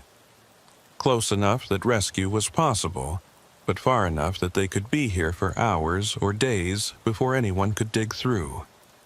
"Everyone stay calm," she said, trying to project authority she didn't feel. "Search and rescue will be here soon. We just need to conserve air and wait." "My phone," Jessica said suddenly. "I still have it." A moment later, blessed light. The weak glow of a phone screen illuminating their tiny prison. It wasn't much, but after the absolute darkness, it felt like salvation. The light revealed their situation. They were indeed in a small pocket, the ceiling of collapsed rock mere inches above them in places. Marcus's left leg was pinned under a fallen beam, though it seemed to be supporting some of the weight above them. Moving it could bring everything down. Ortiz was against the far wall, a large rock across his chest that he couldn't shift alone. The phone had no signal, of course, but it showed the time, 11:47 a.m. They'd been in the mine for over 2 hours. Whitaker wondered how long it would take for real help to arrive. The full search and rescue team was probably already mobilizing, but they'd need heavy equipment to get through this collapse. Hours at minimum, possibly days. "We need to ration the phone battery," Whitaker said. "Turn it off for now. We'll check it every 30 minutes. The darkness returned, somehow worse now that they'd had that brief respite. In the black, every sound was magnified. The settling of rocks, the labored breathing of 4 people in a confined space, the occasional whimper of pain from Marcus. "Tell us a story," Jessica said suddenly. "Please, I need to think about something else." It was Ortiz who responded, his voice stronger now. "You want to know the real history of this mine. Not the tourist version, but what really happened here." "Yes," Jessica said quickly, and even Marcus made a sound of agreement. "The Prosperity Mine wasn't about silver. Not really," Ortiz began.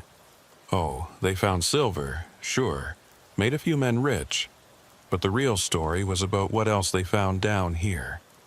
My grandfather worked this mine in the 1910s, before it closed. He told me stories that his supervisors made him swear never to repeat." "What kind of stories?"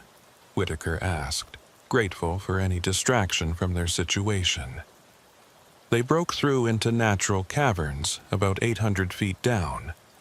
Massive chambers that had never seen sunlight, filled with formations that couldn't exist according to geology, crystals that glowed with their own light, water that ran uphill, and bones, enormous bones that didn't match any known animal."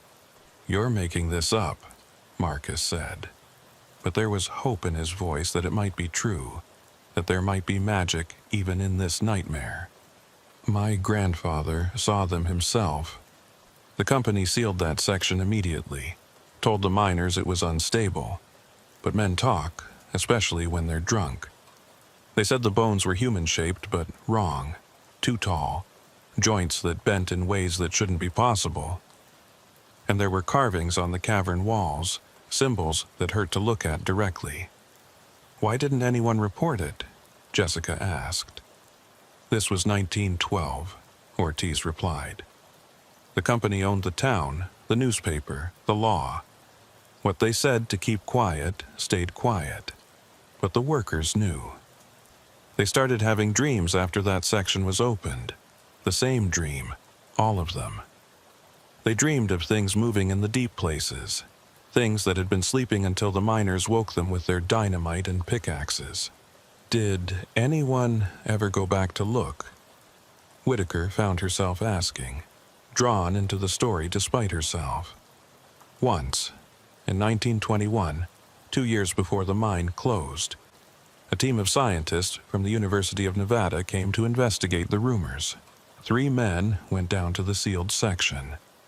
Only one came back, and he never spoke again. Not one word for the 40 years until he died. But he drew pictures obsessively until his family had him committed. Pictures of things that couldn't exist, architectures that violated physics, and always, those bones arranged in patterns that suggested they'd been placed deliberately, like warnings or worship. The darkness seemed to press closer as Ortiz spoke, and Whitaker found herself wondering what else might be down here in the deep places of the mine, what might be stirring in the chambers below them. It was nonsense, of course, just a story to pass the time, but in the absolute darkness with tons of rock above them, nonsense felt very close to truth. A new sound interrupted the story. Voices, muffled but distinct, from somewhere beyond their prison of rock. "Help!" Jessica screamed. "We're in here! Help us!" They all joined in, shouting until their throats were raw, but the voices faded without responding. Either they hadn't been heard, or worse, whoever was out there couldn't reach them. "They know we're here," Whitaker said firmly. That was probably the advance team assessing the collapse. They'll be back with equipment. Time crawled in the darkness. Jessica turned on her phone periodically to check the time. Noon, 12:30, 1 p.m. The air was getting noticeably worse, and they were all developing headaches from the CO2 buildup. Whitaker tried not to think about how much oxygen 4 people consumed in a space this small, how quickly they could reach toxic levels. It was during one of the dark periods that they heard it. Movement in the rocks above them, deliberate and rhythmic. Not the random settling of a collapse, but something with purpose. "Someone's digging," Marcus said, hope flooding his voice. But the movement stopped as suddenly as it had started. Then, from somewhere that seemed both very close and impossibly far away, came a voice. Not calling to them, not trying to rescue them, but singing, a low, tuneless humming that rose and fell like breathing. "What the hell is that?" Jessica whispered. "Could be Ray," Whitaker suggested, though she didn't believe it. The voice didn't sound like Ray, didn't sound like anyone who'd been in the mine with them.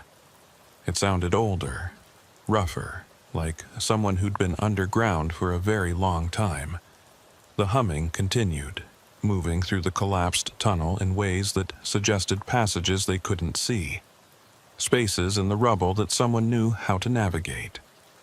Sometimes it was above them, sometimes to the side, always moving, always just out of reach. "There are stories," Ortiz said quietly, "about people who never left the mines. Not just here, but all through Nevada. Miners who got lost in the deep tunnels and changed, adapted to the darkness. They say they live on blind fish from underground streams and mushrooms that grow in the deepest caves. They say they can navigate in absolute darkness, that their eyes have grown huge and pale, that they remember the old tunnels that were sealed before the maps were made. "Stop it," Jessica pleaded. "That's not helping." But the humming continued, and now they could hear other sounds, metal on rock, like someone using tools, but not in any rhythm that suggested normal mining work. It was exploratory, probing, like something searching for a way in. Whitaker felt for her service weapon, reassured by its weight. She had 13 rounds left. She'd kept count. Not much against a cave-in, but enough to deal with any human threat, even in the dark. The probing sounds got closer, and now they could hear breathing that wasn't their own, raspy and wet like diseased lungs. Jessica turned on her phone light in panic, sweeping it around their small space, but there was nothing. Just the four of them in their tomb of rock. Then the light caught something. A gap in the collapsed material near Marcus's pinned leg, not big enough for a person but large enough for an arm. And reaching through that gap was indeed an arm, but wrong somehow. The proportions were off, too long, with too many joints, and the skin was pale as paper, almost translucent in the phone's weak light. Jessica screamed. The arm withdrew instantly, disappearing into the gap with inhuman speed. The humming stopped, replaced by a chittering sound like laughter or communication in a language that predated words. "What was that?" Marcus gasped. "What the fuck was that?" "I don't know," Whitaker admitted, training her weapon on the gap. "But everyone stay calm, stay together." "Calm!" Jessica was on the edge of hysteria. "There's something in here with us, something that's not human." "We don't know what we saw," Whitaker said, though she'd seen the same impossible arm they all had. "The lack of oxygen can cause hallucinations. We're all stressed, hurt, frightened. Our minds can play tricks." But even as she said it, she heard more movement in the gaps around them, more of that chittering communication, and she knew that whatever was out there in the collapsed mine with them, it wasn't a hallucination, it was real, and it was interested in them. The chittering sounds multiplied, seeming to come from multiple directions now. Whitaker tried to count the distinct voices, 3, maybe 4, possibly more. They were communicating with each other, coordinating something, and that implied intelligence, planning, purpose. The arm hadn't been reaching in randomly. It had been testing, probing, learning the layout of their prison. "Turn off the light," Ortiz whispered urgently. "They don't need it to see, but we're making ourselves targets." Jessica killed the phone light, plunging them back into absolute darkness. Immediately, the sounds changed, became bolder, closer. Whatever was out there had been cautious of the light, but now in the darkness, they were in their element.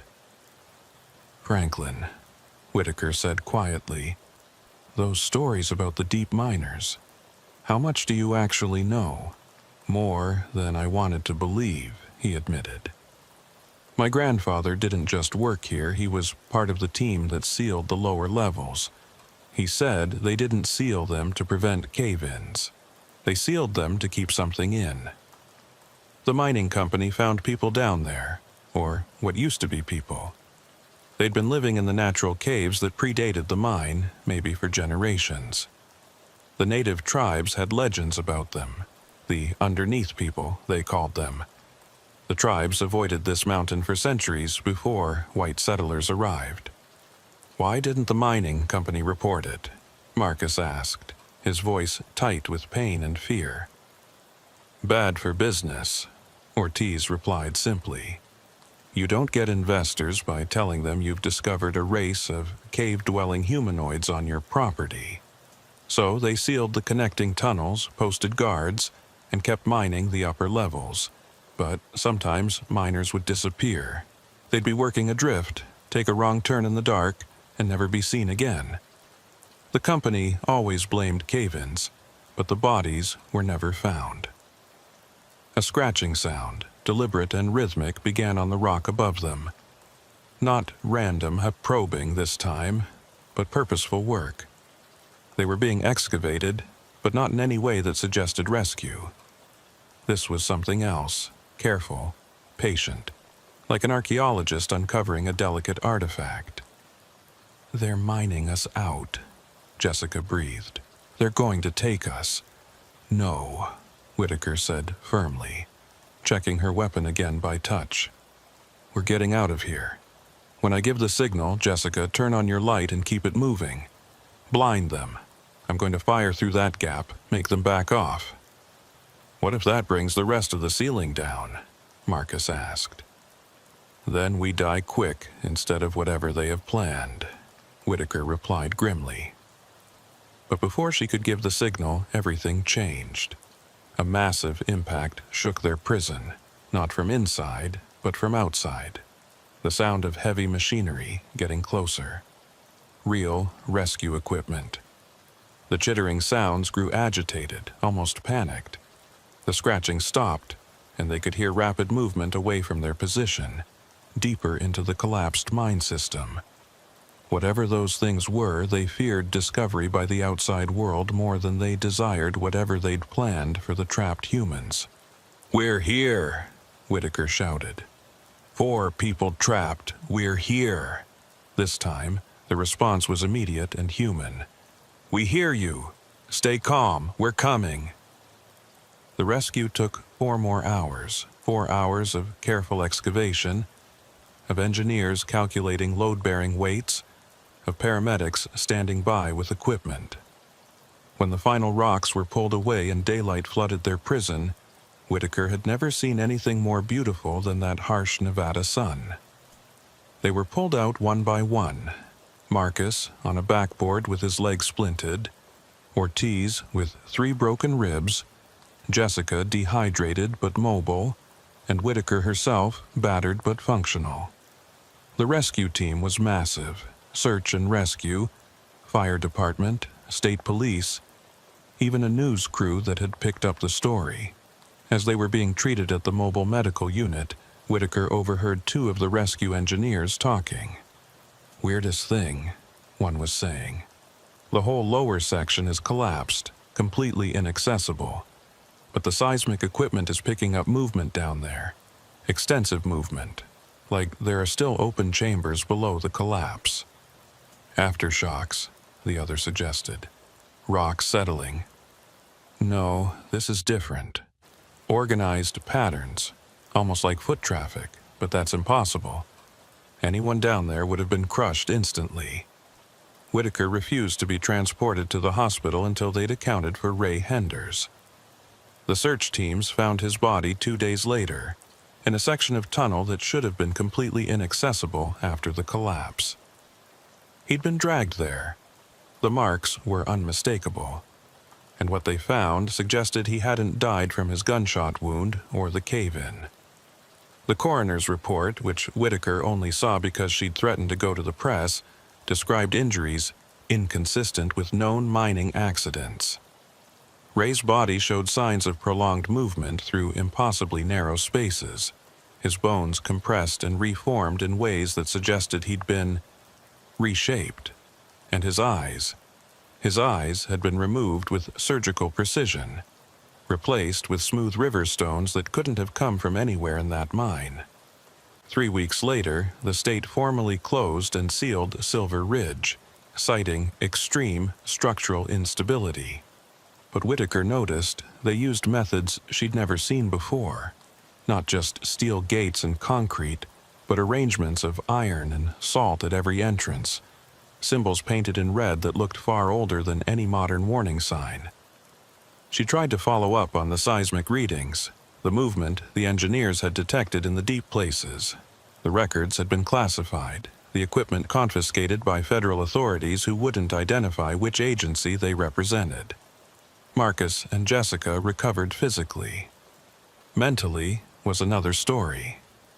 They both started having the same recurring dream of standing at the edge of a vast underground chamber lit by bioluminescent fungi, watching pale figures with too many joints arrange human bones in patterns that hurt to comprehend. In their dreams, the figures would always stop their work and turn toward them, and in voices like grinding stone make them an offer. Come deeper. The light hurts. Come, be remade. Marcus committed himself to a psychiatric facility after 6 months. Jessica simply disappeared one night, leaving behind a note that read only, "They're still calling. I need to answer." Whitaker requested a transfer. She got it, moved to the Reno office, tried to forget. But sometimes, late at night, she'd wake to the sound of rhythmic scratching on her bedroom walls. And when she'd turn on the lights, she'd find fresh dirt beneath her windows.